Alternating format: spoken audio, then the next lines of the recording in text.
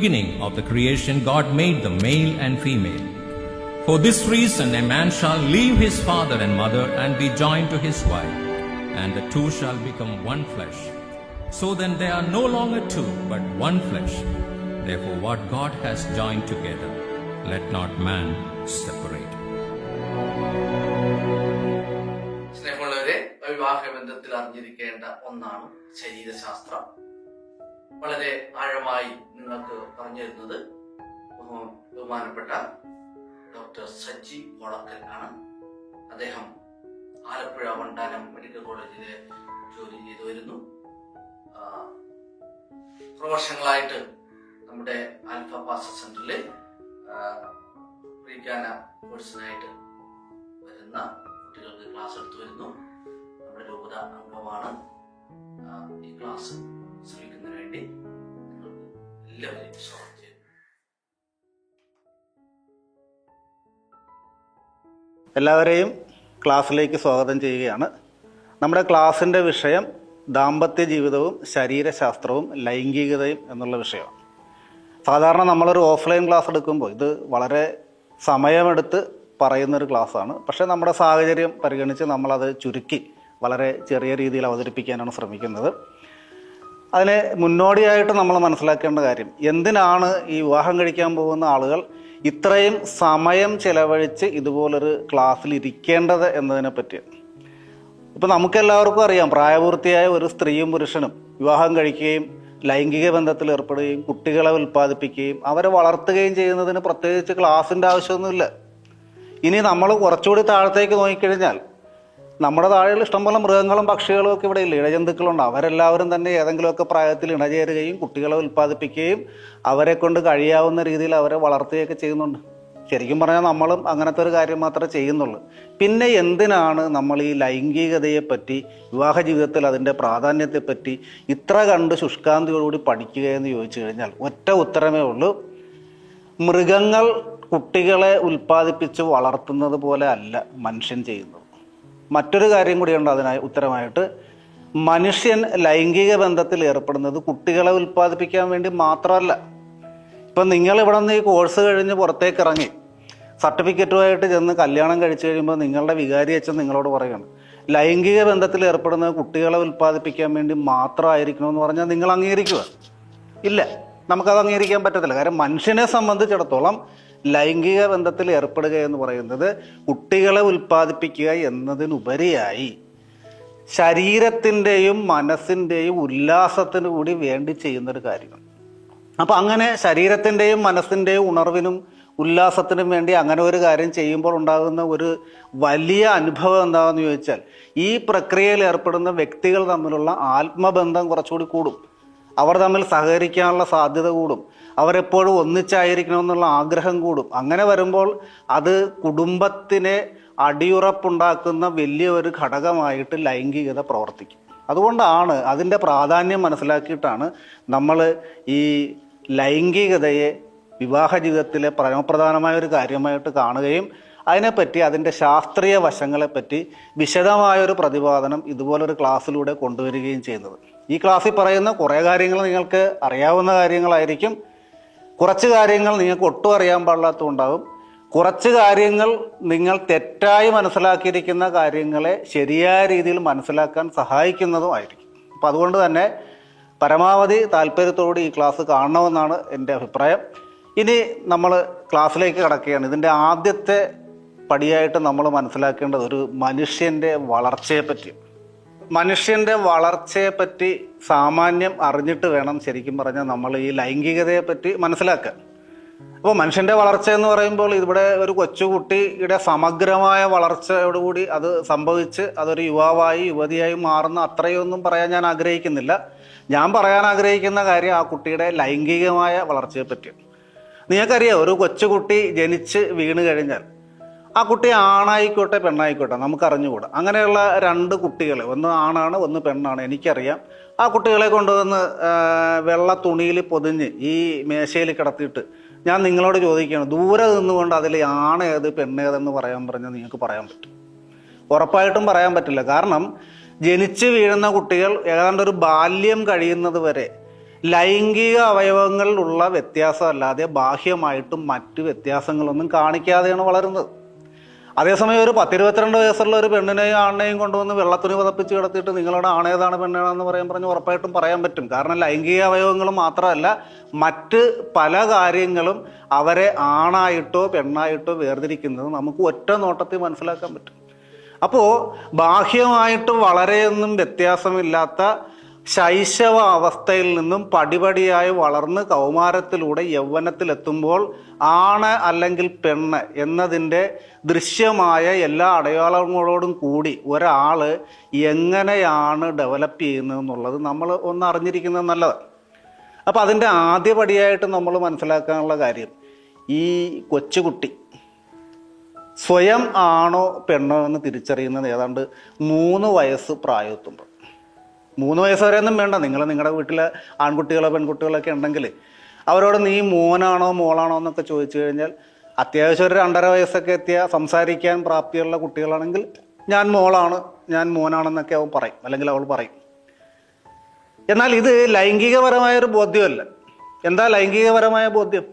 ലൈംഗികപരമായ ബോധ്യം എന്ന് പറഞ്ഞാൽ ആണായിട്ടോ പെണ്ണായിട്ടോ ജനിച്ചിരിക്കുന്നതിൻ്റെ ആത്യന്തികമായ ഉദ്ദേശം സന്താന ഉൽപാദന പ്രക്രിയയിൽ മറ്റൊരു കുട്ടിയുടെ അച്ഛനാകാനാണ് അല്ലെങ്കിൽ അമ്മയാകാനാണ് എന്നുള്ള അറിവ് നമുക്കുണ്ടാകുമ്പോഴാണ് നമുക്ക് ലൈംഗികപരമായ ബോധ്യം ഉണ്ടാകുന്നത്. അല്ലെങ്കിൽ ആണ് എന്നതുകൊണ്ട് ഉദ്ദേശിക്കുന്നത് എന്താണ്, പെണ്ണ് എന്നതുകൊണ്ട് ഉദ്ദേശിക്കുന്നത് എന്താണ്, അവർക്ക് ഈ സമൂഹത്തിൽ ആ അവസ്ഥയിൽ നിന്നുകൊണ്ട് ചെയ്യേണ്ട കാര്യങ്ങൾ എന്തൊക്കെയാണ്, ഇതൊക്കെ നമുക്ക് മനസ്സിൽ അറിയാൻ പ്രാപ്തി കിട്ടുന്ന സമയത്താണ് ശരിക്കും പറഞ്ഞാൽ ഞാൻ ആണാണ് അല്ലെങ്കിൽ ഞാൻ പെണ്ണാണ് എന്ന് ഞാൻ പറയുമ്പോൾ അതിന് ലൈംഗികമായ അല്ലെങ്കിൽ ലൈംഗികപരമായ ബോധ്യത്തോടു കൂടിയുള്ള ഒരു പറച്ചിലായിട്ട് മാറുന്നത്.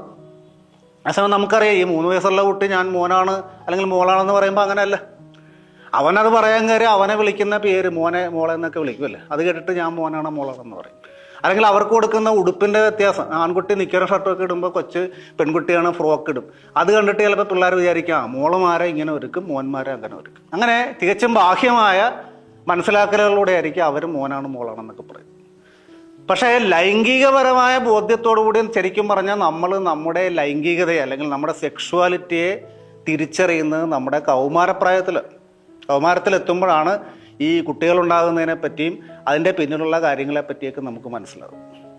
അപ്പോൾ ഈ പ്രായത്തിലെത്തുമ്പോൾ സ്വാഭാവികമായിട്ടും ഉണ്ടാകുന്ന മറ്റൊരവസ്ഥയാണ് എതിർലിംഗത്തിൽപ്പെട്ട ആളുകളോട് ഒരു ആകർഷണം തോന്നുന്ന പ്രായം. അത് തന്നെ, അതിനെ നമുക്ക് പ്രേമമെന്നോ പ്രണയമെന്നൊക്കെ വിളിക്കാം. ആ പ്രായത്തിൽ അതുണ്ടാകാനുള്ള ജീവശാസ്ത്രപരമായ കാരണം എന്താണെന്ന് ചോദിച്ചാൽ ഒറ്റ കാര്യമുള്ളൂ, കൗമാരപ്രായത്തിലാണ് എല്ലാ ജീവികളും അതിൻ്റെ ലൈംഗിക അവയവങ്ങളുടെ വളർച്ച പൂർത്തീകരിക്കുകയും കുട്ടികളെ ഉൽപ്പാദിപ്പിക്കാനുള്ള ശേഷി കൈവരിക്കുകയും ചെയ്യുന്ന പ്രായം. അപ്പോൾ ഒരു ജീവിക്ക് ലൈംഗിക അവയവങ്ങളുടെ വളർച്ച പൂർത്തീകരിച്ചു, ആ ജീവി കുട്ടികളെ ഉൽപ്പാദിപ്പിക്കാനുള്ള ശേഷി കൈവരിച്ചു എന്ന് കണ്ടാൽ പിന്നീട് പ്രകൃതിയുടെ താല്പര്യം ഇത്രയുള്ള ആ ജീവി അതിൻ്റെ എതിർലിംഗത്തിൽപ്പെട്ട ജീവിയുമായിട്ട് ഇണചേർന്ന് കുട്ടികളെ ഉൽപ്പാദിപ്പിച്ച് ഭൂമിയിൽ അതിൻ്റെ വംശത്തെ നിലനിർത്തണം. അപ്പോൾ അതുകൊണ്ട് എന്ത് ചെയ്യണം, പ്രകൃതി എന്ത് എതിർലിംഗത്തിലുള്ള ജീവിയോട് ആകർഷിക്കാനുള്ള ഒരു താല്പര്യം എല്ലാ ജീവികളിലും ഉണ്ടാക്കിയിട്ടുണ്ട്. മനുഷ്യനിലും ഉണ്ട്, മൃഗങ്ങളിലും ഉണ്ട്. ഇവിടെ മനുഷ്യനും മൃഗവും തമ്മിലുള്ള വ്യത്യാസം എന്താണെന്ന് ചോദിച്ചാൽ, ഇപ്പോൾ ഒരു പട്ടിക്ക് കൗമാരത്തിലെത്തി അതിൻ്റെ എതിർലിംഗത്തിലുള്ള ഒരു പെൺപട്ടിയോട് ആകർഷണം തോന്നിക്കഴിഞ്ഞാൽ പട്ടി ആ പ്രണയം നീട്ടി കൊണ്ടുപോയിട്ട് ജോലി കിട്ടിയിട്ട് കല്യാണം കഴിച്ച് പിന്നെ ലൈംഗിക ബന്ധത്തിൽ ഏർപ്പെടാമെന്ന് വിചാരിക്കില്ല. തൊട്ടടുത്ത അനുകൂല സാഹചര്യം എപ്പോൾ കിട്ടുന്നു അപ്പോൾ ലൈംഗിക ബന്ധത്തിൽ ഏർപ്പെടും, കുട്ടികളെ ഉൽപ്പാദിപ്പിക്കും. പക്ഷേ കുട്ടികളെ വളർത്തുന്നത് പട്ടിക്കൊരു ബാധ്യതയല്ലാത്തതുകൊണ്ട് കുറച്ച് നാൾ പാലൊക്കെ കൊടുത്ത് വളർത്തി അത് പിരിഞ്ഞു പോകും. അതേസമയം മനുഷ്യനിലേക്ക് വരുമ്പോൾ അടിസ്ഥാനപരമായിട്ട് കൗമാരപ്രായത്തിൽ നമുക്കുണ്ടാകുന്ന ഈ ആകർഷണം സന്തതികളെ ഉൽപ്പാദിപ്പിക്കാൻ വേണ്ടി പ്രകൃതി തന്നിരിക്കുന്ന ഒരു ആകർഷണം തന്നെയാണ്. പക്ഷെ നമ്മളാരും ഒരു കൗമാരപ്രായത്തിലൊരു പ്രണയം ഉണ്ടായെന്ന് കരുതിയിട്ട് കുട്ടികളെ ഉൽപ്പാദിപ്പിക്കാനുള്ള സാഹസത്തിനൊന്നും പോയില്ല. കാരണം എന്താ, നമുക്കതിന് താല്പര്യമില്ലാണ്ടാണ്. താല്പര്യമില്ലാതെ നിങ്ങളാരെങ്കിലും പറഞ്ഞാൽ ഞാനതിനെ പൂർണ്ണമായിട്ട് നിഷേധിക്കും. താല്പര്യമില്ലാഞ്ഞിട്ടല്ല. പക്ഷേ നമുക്കെല്ലാവർക്കും അറിയാം, പട്ടി കുട്ടിയെ വളർത്തിയ പോലെ നമുക്ക് നമ്മുടെ കുട്ടികളെ വളർത്താൻ പറ്റില്ല. മനുഷ്യനെ സംബന്ധിച്ചിടത്തോളം അവൻ്റെ ജീവിതത്തിലെ ഏറ്റവും ഏറ്റവും പ്രധാനപ്പെട്ട അവൻ്റെ ജീവിതത്തിലെ വലിയ വലിയ എണ്ണം മണിക്കൂറുകൾ ചെലവഴിക്കേണ്ടി വരുന്നതും ത്യജിക്കേണ്ടി വരുന്നതുമൊക്കെ കുട്ടികളുടെ വളർത്താൻ വേണ്ടി. അപ്പോൾ കുട്ടികളെ വളർത്തുന്നത് ഭാരിച്ചൊരു ഉത്തരവാദിത്തം കൊണ്ട് നമ്മൾ പലപ്പോഴും ചെയ്യുന്നത് അനുകൂലമായൊരു സാഹചര്യത്തിന് വേണ്ടി കാത്തിരിക്കും.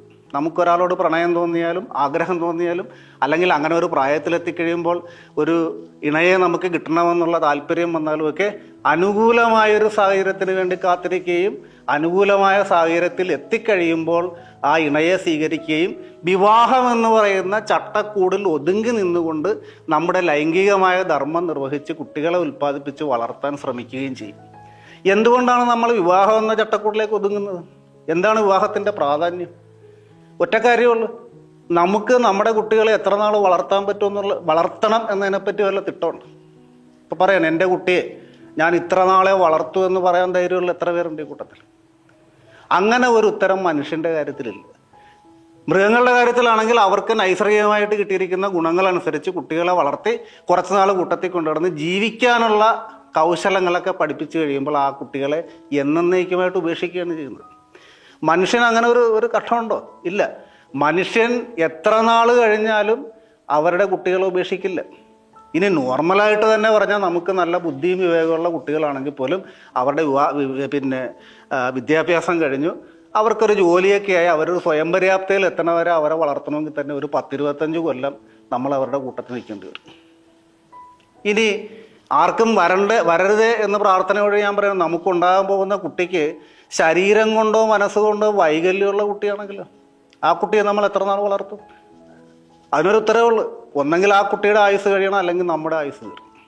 അപ്പോൾ മനുഷ്യൻ്റെ കാര്യത്തിൽ ഇങ്ങനെയുള്ള ചില വലിയ വലിയ കുഴപ്പങ്ങളൊക്കെ കുട്ടികളെ വളർത്തുന്ന കാര്യത്തിലുണ്ട്. അതുകൊണ്ട് തന്നെ നമുക്ക് എത്ര നാൾ വളർത്തേണ്ടി വരും എന്നുള്ളതിനെ പറ്റി തിട്ടമില്ല.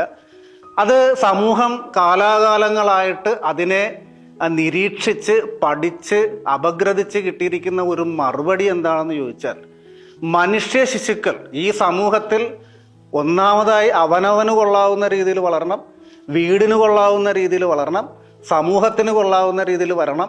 അങ്ങനെ വളർന്ന് അവൻ ഈ ലോകത്തിന് നല്ലവനായിട്ട് വളരണം. ഈ രീതിയിൽ ഒരു മനുഷ്യ ശിശു വളർന്നു വരണമെന്നുണ്ടെങ്കിൽ അവനെ ഉൽപ്പാദിപ്പിച്ച അവൻ്റെ അച്ഛനും അമ്മയും അല്ലെങ്കിൽ ആ സ്ത്രീയും പുരുഷനും ദീർഘകാലം ഒരുമിച്ച് ജീവിക്കുന്ന ഒരു സംവിധാനത്തിന് കീഴിൽ ആ ശിശു വളരണം. അങ്ങനെ ഉൽപ്പാദിപ്പിക്കുന്ന സ്ത്രീയും പുരുഷനും ദീർഘകാലം ഒരുമിച്ച് ജീവിക്കുന്ന പല സംവിധാനങ്ങളും നമ്മുടെ ലോകം ഉണ്ടായ കാലം തൊട്ട് പലയിടത്തും പരീക്ഷിച്ചിട്ടുണ്ട്, സമൂഹം ഉണ്ടായ കാലം തൊട്ട് പരീക്ഷിച്ചിട്ടുണ്ട്. അതിൽ ഏറ്റവും വിജയപ്രദമായിട്ട് കണ്ടിരിക്കുന്ന മാർഗത്തിൻ്റെ പേരാണ് വിവാഹം എന്ന് പറഞ്ഞത്. അതുകൊണ്ടാണ് ആ മാർഗത്തിന് അത്രയും പ്രാധാന്യമുള്ളതുകൊണ്ടാണ് ലോകത്തിലെ എല്ലാ മതങ്ങളും വിവാഹത്തെ വളരെ വലിയൊരു കാര്യമായിട്ടാണ് പറയുന്നത്. നമ്മുടെ കത്തോലിക്ക സഭയിലാണെങ്കിൽ വിവാഹം ഒരു കൂദാശയാണ്, ദൈവത്തിൻ്റെ വരപ്രസാദത്തിൻ്റെ അടയാളം തന്നെയാണ്. അപ്പോൾ അത്രയും പ്രാധാന്യത്തോടെ അതിനെ കാണാൻ കാര്യം ഒരു കുട്ടിയെ വളർത്തിക്കൊണ്ട് വരുന്നതിലും ആ കുട്ടിയെ സമൂഹത്തിന് ഉപകാരപ്രദമായ രീതിയിൽ ഡെവലപ്പ് ചെയ്തെടുക്കുന്നതിലും വിവാഹത്തിലും അതുപോലെ കുടുംബത്തിലുമുള്ള ആ ഒരു പ്രാധാന്യം നമ്മൾ മനസ്സിലാക്കുന്നുണ്ട്. അപ്പോൾ ഇനി നമ്മൾ ഈ പറയുന്ന നമ്മുടെ വളർച്ചയുടെ പ്രധാനപ്പെട്ട കാര്യം, ലൈംഗികമായ വളർച്ചയ്ക്ക് ഏറ്റവും പ്രധാനമായിട്ട് വരുന്നത് ഹോർമോണുകളുടെ പ്രവർത്തനമാണ്.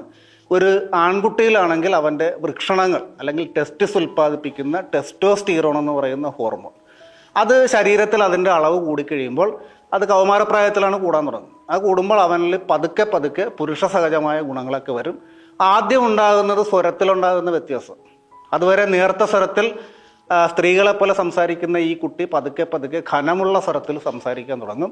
അതോടൊപ്പം അവനിൽ മീശരോമങ്ങളും താടി രോമങ്ങളൊക്കെ വരും. അവൻ്റെ ശരീരത്തിൻ്റെ പൊക്കം കൂടും, ലൈംഗിക അവയവങ്ങളും പതുക്കെ വളരാൻ തുടങ്ങും. അങ്ങനെ വളരെ നീണ്ട കാലഘട്ടം കൊണ്ട് ഏതാണ്ട് ഒരു 12-13 വയസ്സിൽ തുടങ്ങിക്കഴിഞ്ഞാൽ ഒരു 10-25 വയസ്സ് വരെ നീണ്ടു നിൽക്കുന്ന ഒരു പ്രക്രിയയിലൂടെയാണ് ശരിക്കും പറഞ്ഞാൽ ഒരു കൊച്ചു ശിശുവായിട്ട് ജനിക്കുന്ന ആൺകുട്ടി വളർന്ന് പൂർണ്ണ വളർച്ചയെത്തിയ ഒരു യുവാവായിട്ട് മാറുന്നു. അതിന് പ്രധാനപ്പെട്ട ഹോർമോൺ ടെസ്റ്റോസ്റ്റിറോൺ അല്ലെങ്കിൽ നമ്മുടെ ടെസ്റ്റിസ് അല്ലെങ്കിൽ വൃഷണങ്ങൾ ഉൽപ്പാദിപ്പിക്കുന്ന ഹോർമോണായ ടെസ്റ്റോസ്റ്റിറോണാണ് ഇതിൻ്റെ മുന്നിൽ പ്രവർത്തിക്കുന്നത്. ഇതേപോലെ തന്നെ സ്ത്രീകളിലേക്ക് വരുമ്പോൾ അവർക്ക് ടെസ്റ്റിസ് ഇല്ല, അണ്ടാശയങ്ങളാണുള്ളത്, ഓവറീസ്. ഈ അണ്ടാശയങ്ങളിൽ നിന്ന് ഉൽപ്പാദിപ്പിക്കുന്ന ഈസ്ട്രജനും പ്രൊജസ്ട്രോണും 2 ഹോർമോണും. ഈ 2 ഹോർമോണുകളാണ് ഒരു കൊച്ചു പെൺകുട്ടിയെ ഒരു യുവതിയാക്കി മാറ്റുന്നതിൽ വലിയ പങ്ക് വഹിക്കുന്നത്. അതിൽ തന്നെ ഈസ്ട്രജനാണ് പ്രധാനപ്പെട്ട ഹോർമോൺ. അതും ഈ പറയുന്ന കൗമാരപ്രായത്തിലെത്തുമ്പോൾ അതിൻ്റെ അളവ് കൂടും. പക്ഷേ ഇവിടെ ആണും പെണ്ണും തമ്മിലുള്ളൊരു വ്യത്യാസം, പുരുഷന്മാരിൽ പലപ്പോഴും ഈ 12-13 വയസ്സ് ഇപ്പോഴും അങ്ങനെ തന്നെ, 12-13 വയസ്സിലാണ് കുട്ടി പതുക്കെ കൗമാരത്തിലേക്ക് പ്രവേശിക്കുന്നത്. പക്ഷെ പെൺകുട്ടികളിൽ ഇത് കുറേ കൂടെ നേരത്തെയാണ്. ഒരു 9-10 വയസ്സൊക്കെ എത്തുമ്പോൾ തന്നെ ഈസ്ട്രജന്റെ പ്രവർത്തനം ആരംഭിക്കുകയും ആ കുട്ടി പതുക്കെ കൗമാരത്തിലേക്ക് എത്തുകയും ചെയ്യും. പ്രധാനപ്പെട്ട 3 ഘട്ടങ്ങളിലൂടെ ഈ സമയത്ത് പെൺകുട്ടികൾ കടന്നു പോകും. ഏറ്റവും ആദ്യം ഉണ്ടാകുന്ന വ്യത്യാസം, ആൺകുട്ടികളിൽ സ്വരം മാറുന്ന പോലെ പെൺകുട്ടികളിൽ കാണുന്നത് അതുവരെ പുരുഷന്മാരെ പോലെ പരന്നിരിക്കുന്ന സ്തനങ്ങൾ അല്ലെങ്കിൽ ബ്രസ്റ്റ് പതുക്കെ വളരാൻ തുടങ്ങും. രണ്ടാമതായി ഉണ്ടാകുന്ന രോമവളർച്ച. പുരുഷന്മാരെ പോലെ നെഞ്ചിലും മുഖത്തും ഒന്നും പെൺകുട്ടികൾക്ക് രോമം വളരില്ല, കക്ഷങ്ങളിലും ഗുഹ്യഭാഗങ്ങളിലും മാത്രം ഒതുങ്ങി നിൽക്കുന്ന രോമവളർച്ച. അതോടൊപ്പം ലൈംഗിക അവയവങ്ങൾ വളരും. തൊട്ടടുത്ത ഏത് ഘട്ടത്തിൽ വേണമെങ്കിലും സംഭവിക്കാവുന്നതാണ് മൂന്നാമത്തെ കാര്യം, അത് ആദ്യത്തെ ആർത്തവം സംഭവിക്കുക എന്നുള്ളത്. അത് ഓരോരുത്തരുടെ കുടുംബ പാരമ്പര്യവും ശരീരത്തിൻ്റെ വളർച്ചയും ഹോർമോണിൻ്റെ ലെവലും ഒക്കെ അനുസരിച്ച് അതിന് വ്യത്യാസം വരാം. എന്നാലും ഒരു ആവറേജ് പ്രായം എന്ന് പറഞ്ഞാൽ ഇപ്പോഴത്തെ കണക്കിന് ഒരു 10 വയസ്സിനും 12 വയസ്സിനും ഇടക്കാണ് മിക്കവാറും 80% പെൺകുട്ടികളിൽ ഇത് സംഭവിക്കുക. പക്ഷേ 16-17 വയസ്സ് വരെ ആദ്യത്തെ ആർത്തവം നീണ്ടുപോകുന്ന പെൺകുട്ടികളെയും കാണാം. അപ്പോൾ ആദ്യത്തെ ആർത്തവത്തിൽ എത്തിക്കഴിഞ്ഞാൽ നമ്മൾ പലപ്പോഴും ഈ പെൺകുട്ടികൾ മുതിർന്നു, സന്താനോൽപാദന ശേഷി കൈവരിച്ചവരായി എന്നൊക്കെ പറഞ്ഞ് അവരുടെ പുറത്ത് ആവശ്യമില്ലാത്ത കുറേ നിയന്ത്രണങ്ങളൊക്കെ ഏർപ്പെടുത്താൻ ശ്രമിക്കും. പക്ഷേ ഇവിടെ ഇരിക്കുന്ന എല്ലാ പെൺകുട്ടികൾക്കും അറിയാം, 10-12 വയസ്സിൽ ആർത്തവം സംഭവിച്ചു എന്ന് കരുതിയിട്ട് ആരും മുതിർന്ന ഒരു സ്ത്രീയായിട്ട് മാറില്ല. ആ കുട്ടി വീണ്ടും വളരും, ശരീരം കൊണ്ട് വളരും, മനസ്സുകൊണ്ട് വളരും. അങ്ങനെ വളർന്നൊരു യുവതിയാകാൻ പക്ഷേ ആൺകുട്ടികളെടുത്ത അത്രയും സമയം എടുക്കത്തില്ല. ആൺകുട്ടികൾ ഞാൻ പറഞ്ഞു 12 വയസ്സ് തുടങ്ങിയാൽ 25 വയസ്സിന് മുകളിലേക്ക് നീളുന്ന ഒരു വളർച്ചാ പ്രക്രിയയുണ്ട്. ഒരു പെൺകുട്ടിക്ക് ഒരിക്കലും അതില്ല. അവർ മിക്കവാറും ഒരു 18-20 വയസ്സിൽ അവരുടെ വളർച്ച അവസാനിക്കും. ആ സമയം കൊണ്ട് ഏകദേശം ആ ശരീരത്തിൻ്റെ വളർച്ചയും മനസ്സിൻ്റെ വളർച്ചയൊക്കെ ഏകദേശം പൂർത്തിയാകും. ശരിക്കും പറഞ്ഞാൽ ഒരു 25 വയസ്സുള്ള ഒരു ആൺകുട്ടിയുടെ മനസ്സിൻ്റെ പക്വത ഒരു 18 വയസ്സുള്ള പെൺകുട്ടിക്ക് മിക്കവാറും ഉണ്ടാകും. ഈ 18 വയസ്സ് കഴിഞ്ഞാൽ ബാഹ്യമായിട്ട് വലിയ വ്യത്യാസങ്ങളൊന്നും പെൺകുട്ടികൾ ഉണ്ടാകാറില്ല. പിന്നീട് അവരിൽ പ്രകടമായ ബാഹ്യ വ്യത്യാസങ്ങൾ ഉണ്ടാകുന്നത് ഒരു ഗർഭധാരണത്തോടു കൂടിയാണ്. ഗർഭിണിയായിരിക്കുമ്പോൾ ശരീരത്തിൻ്റെ തൂക്കം കൂടും, അതിനുശേഷവും ശരീരത്തിന് വണ്ണം കൂടും. അങ്ങനെയുള്ള പല കാര്യങ്ങളും പിന്നീട് സംഭവിക്കും. പക്ഷെ സാമാന്യേന പറഞ്ഞാൽ ഈ വളർച്ചാ കാലഘട്ടം എന്ന് പറഞ്ഞാൽ 18 വയസ്സ് 20 വയസ്സിൽ ഒതുങ്ങി നിൽക്കും. ഇതാണ് നമ്മുടെ ആ ലൈംഗിക വളർച്ചയുടെ ഒരു സമഗ്രമായ അവലോകനം. ഇത്രയും പറഞ്ഞുകൊണ്ട് നമ്മൾ ഈ ക്ലാസ്സിൻ്റെ അടുത്ത ഘട്ടത്തിലേക്ക് കടക്കുക. അപ്പോൾ നമ്മളിപ്പോൾ പറഞ്ഞത് ഒരു കുട്ടി ശിശുവായിട്ടിരുന്നു, അവൻ വളർന്നു, കൗമാരത്തിലൂടെ യൗവനത്തിലെത്തി. അപ്പോൾ യൗവനയുക്തരായിക്കഴിഞ്ഞാൽ നമ്മുടെ നാട്ടിലുള്ള ഒരു ആചാരം അനുസരിച്ച് അടുത്ത പടി വിവാഹം എന്നുള്ളത്. നമുക്ക് ആ ഒരു സാമ്പത്തികവും സാമൂഹികമായിട്ടുള്ള ഒരു സ്ഥിരതയൊക്കെ ആയിക്കഴിഞ്ഞാൽ വിവാഹം കഴിക്കണം. അപ്പോൾ ഈ വിവാഹത്തിലേക്ക് പ്രവേശിക്കുന്ന, ഇപ്പം നിങ്ങളെല്ലാവരും വിവാഹം നിശ്ചയിച്ച ആൾക്കാരായിരിക്കും, വിവാഹ ജീവിതം സ്വപ്നം കണ്ട് ജീവിക്കുന്നവരായിരിക്കും. നിങ്ങൾക്ക് നിശ്ചയിക്കപ്പെട്ട ആ സ്ത്രീയോടോ പുരുഷനോടോ മണിക്കൂർ കണക്കിന് ഫോണിൽ സംസാരിക്കുന്നവരായിരിക്കും. അവരുടെ സംസാരം കേട്ടില്ലെങ്കിൽ നിങ്ങൾക്കത് നരകതുല്യമായിരിക്കും. പക്ഷേ ഈ കല്യാണം കഴിച്ചൊരു 4-5 കൊല്ലം കഴിഞ്ഞ ആൾക്കാരോട് നിങ്ങൾ ചോദിച്ചു കഴിഞ്ഞാൽ ചിലപ്പോൾ ഒരു 80% ആൾക്കാരും പറയും, ഓ അന്ന് മുടക്കിയ കാശ്, റീചാർജ് ചെയ്യാൻ മുടക്കിയ കാശുണ്ടായിരുന്ന എന്തെല്ലാം പ്രയോജനം ഉള്ള കാര്യം ചെയ്യരുതെന്ന് പറയും. എന്ന് പറഞ്ഞാൽ അതൊക്കെ വ്യർത്ഥമായിരുന്നു എന്ന് തോന്നുന്ന ആൾക്കാരുണ്ട്. അപ്പോൾ ചിലപ്പോൾ നിങ്ങൾക്കും അങ്ങനെയൊക്കെ തോന്നാം. അപ്പോൾ അതിലേക്ക് വരുന്നതിന് മുമ്പ് ഞാൻ പറയാൻ പോകുന്ന ഒരു പ്രധാനപ്പെട്ട കാര്യം, വിവാഹത്തിന് മുൻപ് പലപ്പോഴും നമ്മുടെ മനസ്സിലുള്ള ഒരേ ഒരു വികാരം സ്നേഹം സ്നേഹം സ്നേഹം സ്നേഹം എന്നുള്ളതായിരുന്നു. സ്നേഹമാണ് വിവാഹിതരായ സ്ത്രീയെയും പുരുഷനെയും എന്നും ഒന്നിപ്പിച്ച് നിർത്തുന്ന വികാരം എന്ന് ചിലപ്പോൾ നിങ്ങൾ തെറ്റിദ്ധരിക്കുക. സ്നേഹത്തെ ഞാൻ വില കുറച്ച് കാണുകയല്ല, സ്നേഹമാണ് എല്ലാത്തിൻ്റെ അടിസ്ഥാനം. പക്ഷേ നിങ്ങൾ വിവാഹം കഴിച്ച് കുറേ കഴിഞ്ഞിട്ട് ഒരു 5-6 കൊല്ലം അല്ലെങ്കിൽ 2-3 കൊല്ലം കുറച്ച് നാൾ കഴിഞ്ഞ് ഫാമിലി ജീവിതമൊക്കെ നയിക്കുന്ന കുറച്ച് ആൾക്കാരോട് നിങ്ങൾ ചോദിക്കുകയാണ്, ചേട്ടാ ചേച്ചി നിങ്ങളെ ഇത്രയും നാൾ ഒരുമിച്ച് ജീവിപ്പിക്കാൻ പ്രേരിപ്പിച്ച പ്രധാനപ്പെട്ട ഘടകം, നിങ്ങളുടെ ജീവിതത്തിലെ ഏറ്റവും പ്രധാനപ്പെട്ട ഘടകം ഏതാണെന്ന് ചോദിച്ചു കഴിഞ്ഞാൽ എനിക്ക് തോന്നുന്നു ഒരാൾ പോലും ഞങ്ങൾക്കിടയിലുള്ള സ്നേഹമാണ് മക്കളെ എന്ന് പറയുമെന്ന് എനിക്ക് തോന്നുന്നില്ല. മിക്കവാറും ആൾക്കാർ കുറച്ച് തമാശയൊക്കെ പറയുന്ന ആളുകളാണ്. ചിലപ്പോൾ പറയും, അതാ എനിക്ക് ഇവളെ സഹിക്കാൻ പറ്റുന്നുണ്ട് നന്നായിട്ട്, അല്ലെങ്കിൽ എനിക്ക് ഇയാളെ സഹിക്കാൻ പറ്റുന്നുണ്ട്, ഞങ്ങൾ രണ്ടുപേരും അങ്ങനെ സഹിച്ച് സന്തോഷമായിട്ട് ജീവിക്കണം. അതേപോലെ തന്നെ നമ്മൾ ഈ ക്ലാസ്സിൽ പലരുടെ ക്ലാസ് നിങ്ങൾ കേൾക്കുന്നുണ്ട്. ഈ സീരീസ് നിങ്ങൾ എടുത്ത് നോക്കിക്കഴിഞ്ഞാൽ അതിൽ അച്ഛന്മാർ നിങ്ങൾക്ക് ക്ലാസ് എടുക്കും, കന്യാസ്ത്രീമാർ ക്ലാസ് എടുക്കും, എന്നെപ്പോലെ കുടുംബജീവിതം നയിക്കുന്ന ആൾക്കാർ ക്ലാസ് എടുക്കും. അതേപോലെ സമൂഹത്തിൽ മറ്റ് വിഷയങ്ങളിൽ പ്രാഗൽഭ്യമുള്ള ആൾക്കാർ നിങ്ങൾക്ക് ക്ലാസ് എടുക്കും. പക്ഷേ നമ്മൾ ഈ ക്ലാസ്സിൽ അറിഞ്ഞോ അറിയാതെ വിട്ടുപോയൊരു വിഭാഗമുണ്ട്. അത് വേറൊന്നുമല്ല, നമ്മുടെ നാട്ടിൽ ഇന്ന് വിവാഹം പോലെ തന്നെ ഏറ്റവും കോമൺ ആയിട്ട് നടക്കുന്നൊരു കാര്യമാണ് വിവാഹ മോചനം എന്ന് പറയുന്നത്. ഡൈവോഴ്സ് ചെയ്ത കുറേ ആളുകൾ ജീവിക്കുന്ന സമൂഹം. അപ്പോൾ എനിക്ക് നിങ്ങളോടുള്ളൊരു ഉപദേശം എന്ന് പറയാം, നിങ്ങൾ കല്യാണം കഴിക്കുന്നതിന് മുമ്പ് ഒരു 10 ഡൈവോഴ്സ് ചെയ്ത ആൾക്കാരെ നിങ്ങൾ കാണും. ഈ ഡൈവോഴ്സ് ചെയ്ത ആൾക്കാരെല്ലാം തെമ്മാടികളും കുഴപ്പക്കാരും ഒന്നുമല്ല, അവർ നല്ല മനുഷ്യരൊക്കെ ഉണ്ട്. അപ്പോൾ അവരെ കണ്ടിട്ട് ചേട്ടാ ചേച്ചി നിങ്ങൾ എന്തുകൊണ്ട് ഡൈവോഴ്സ് ചെയ്തെന്ന് ചോദിച്ചു കഴിഞ്ഞാൽ, നിങ്ങളൊരു 10 പേരോട് ചോദിച്ചു കഴിഞ്ഞാൽ 9 പേരും സ്നേഹത്തെപ്പറ്റി ഒന്നും മിണ്ടില്ല. ഞങ്ങൾക്കിടയിൽ സ്നേഹമില്ലാഞ്ഞിട്ടാണ് ഞങ്ങൾ ഡൈവോഴ്സ് ചെയ്യുമെന്ന് പറയുന്ന ആൾക്കാർ 10ൽ ഒരാളെ കാണത്തുള്ളൂ, ചിലപ്പോൾ ഒരാൾ പോലും ഉണ്ടാകില്ല. ഈ 10ൽ 9 പേരും പറയാൻ പോകുന്ന ഏറ്റവും പ്രധാനപ്പെട്ട കാരണം ഇത്രയായിരിക്കും: എനിക്ക് അയാളെ അല്ലെങ്കിൽ അവരെ ഒരു തരത്തിലും സഹിക്കാൻ പറ്റാഞ്ഞിട്ട് ഞാൻ ഇട്ടിട്ട് പോകുന്നു പറയും. ഒരു തരത്തിലും എന്തിട്ട് സഹിക്കാൻ പറ്റാഞ്ഞിട്ട് ഇട്ടേച്ചും പോകുന്നു പറയത്തുള്ളൂ. എന്ന് പറഞ്ഞാൽ വിവാഹ ജീവിതത്തിൽ ഒരാൾ മറ്റൊരാളുടെ സഹനത്തിൻ്റെ പരിധിയും പരിമിതിയൊക്കെ ലംഘിക്കുമ്പോഴാണ് പലപ്പോഴും അത് വിവാഹമോചനം എന്ന് പറയുന്ന ആ ഒരു വലിയ നാശത്തിലേക്ക് എത്തിപ്പെടും. അപ്പോൾ ഒരാൾ മറ്റൊരാൾക്ക് സഹിക്കാവുന്നവനായിട്ട് എങ്ങനെ ജീവിക്കാൻ പറ്റുമെന്നുള്ളതാണ് നമ്മൾ നോക്കേണ്ടത്. ഒരാൾ മറ്റൊരാൾക്ക് സഹിക്കാൻ പറ്റാവുന്നവനായിട്ട് ജീവിക്കുന്നതിൻ്റെ ശാസ്ത്രീയമായ പേരാണ് പൊരുത്തപ്പെടുക എന്ന് പറയുന്നത്. നമ്മൾ എല്ലാം നമുക്കിഷ്ടമുള്ള പോലെ നടക്കണമെന്ന് വിചാരിക്കരുത്. ചില കാര്യങ്ങൾ ശുഭകരമായിട്ട് പര്യവസാനിപ്പിക്കാൻ വേണ്ടി നമ്മൾ നമുക്ക് വിലപ്പെട്ടതെന്ന് കരുതുന്ന ചില കാര്യങ്ങൾ അറിഞ്ഞുകൊണ്ട് മാറ്റിവെക്കുമ്പോൾ നമ്മൾ ചെയ്യുന്ന ആ ത്യാഗത്തിന് പറയുന്ന ഒരുതരം പോളിഷ്ഡ് ആയിട്ടുള്ള പേരാണ് പൊരുത്തപ്പെടുക എന്ന് പറയുന്നത്. പൊരുത്തപ്പെടുക എന്ന് പറഞ്ഞാൽ ഒരുപക്ഷെ നിങ്ങൾക്ക് പെട്ടെന്ന് മനസ്സിലാകില്ല, അഡ്ജസ്റ്റ്മെൻ്റ് എന്ന് പറഞ്ഞാൽ നിങ്ങൾക്ക് മനസ്സിലാവും. ഇപ്പോൾ 5 പേർക്ക് ഇരിക്കാവുന്ന ഒരു ബെഞ്ചാണ്. അഡ്ജസ്റ്റ്മെന്റ് കൊണ്ട് എന്താണ് യഥാർത്ഥത്തിൽ സംഭവിക്കുന്നതെന്ന് അറിയാനായിട്ട് അത്ര നോക്കിയാൽ മതി. 5 പേർക്ക് കൃത്യമായിട്ട് ഇരിക്കാവുന്ന ഒരു ബെഞ്ചിൽ 5 പേർ ഇരിപ്പുണ്ട്. അപ്പോഴാണ് 6ാമത്തെ ഒരാൾ കടന്നു വന്നു, അയാൾക്ക് ഇരിക്കാനായിട്ട് സ്ഥലമൊന്നുമില്ല. വേണമെങ്കിൽ എന്ത് ചെയ്യും, 5 പേർക്കും സുഖമായിട്ട് അവിടെ ഇരിക്കുക, 6ാമത്തവനെ മൈൻഡാതിരുന്നാൽ മതി. പക്ഷേ ഈ ഇരിക്കുന്ന 5 പേർക്കും കുറച്ച് സഹാനുഭൂതി ഉള്ളവരാണ്. അവരെന്ത് ചെയ്ത് കുറച്ച് ഒതുങ്ങി ഇരുന്നിട്ട് 6ാമനെ പിടിച്ച് അവിടെ ഇരുത്തി. അവർ അഡ്ജസ്റ്റ് ചെയ്യണം, അവർ അഡ്ജസ്റ്റ് ചെയ്തിട്ട് 6ാമനെ ഇരുത്തി. ഈ ഇരുത്തൽ കൊണ്ട് ഈ 5 പേർക്ക് യഥാർത്ഥത്തിൽ നഷ്ടമാണോ ലാഭമാണോ? തികച്ചും ബാഹ്യമായ അർത്ഥത്തിൽ അവർക്ക് നഷ്ടമാണ്. അവർക്ക് സുഖമായിട്ടിരിക്കാവുന്ന സ്ഥലവും അവരുടെ സൗകര്യവും ത്യജിച്ചിട്ട് 6ാമത്തെ ഒരാളെ പിടിച്ചിരുത്തി കഴിഞ്ഞാൽ ബാഹ്യമായിട്ട് നോക്കിക്കഴിഞ്ഞാൽ അവിടെ നഷ്ടം മാത്രമേ ഉള്ളൂ. പിന്നെ അവിടെ കിട്ടുന്ന ആന്തരികമായ ലാഭം എന്താണെന്ന് ചോദിച്ചാൽ മണിക്കൂർ കണക്കിന് നിൽക്കേണ്ടിയിരുന്ന ഒരു പാവത്തിനെ ഞങ്ങളുടെ ചില സുഖങ്ങൾ അറിഞ്ഞുകൊണ്ട് ത്യജിച്ചുകൊണ്ട് ഇരുത്തി എന്നുള്ള ഒരു ആത്മീയമായ ഒരു സന്തോഷം കിട്ടും. അതാണ് അതിൻ്റെ അകത്തെ കാര്യം. ത്യാഗത്തിൽ നിന്നും കിട്ടുന്ന ആത്മീയമായ ഒരു സന്തോഷം. പലപ്പോഴും വിവാഹ ജീവിതത്തിൽ നമ്മൾ ചെയ്യുന്നത് ഇങ്ങനെയൊക്കെ തന്നെ. അതായത് അറിഞ്ഞുകൊണ്ട് ചില കാര്യങ്ങളൊക്കെ നമ്മൾ മാറ്റിവെക്കും, നമ്മുടെ പങ്കാളിക്ക് വേണ്ടി ചില കാര്യങ്ങൾ ഉപേക്ഷിക്കും, അല്ലെങ്കിൽ ചില കാര്യങ്ങൾ നമ്മൾ അവരുടെ കുറവുകൾ കാണാതിരിക്കും.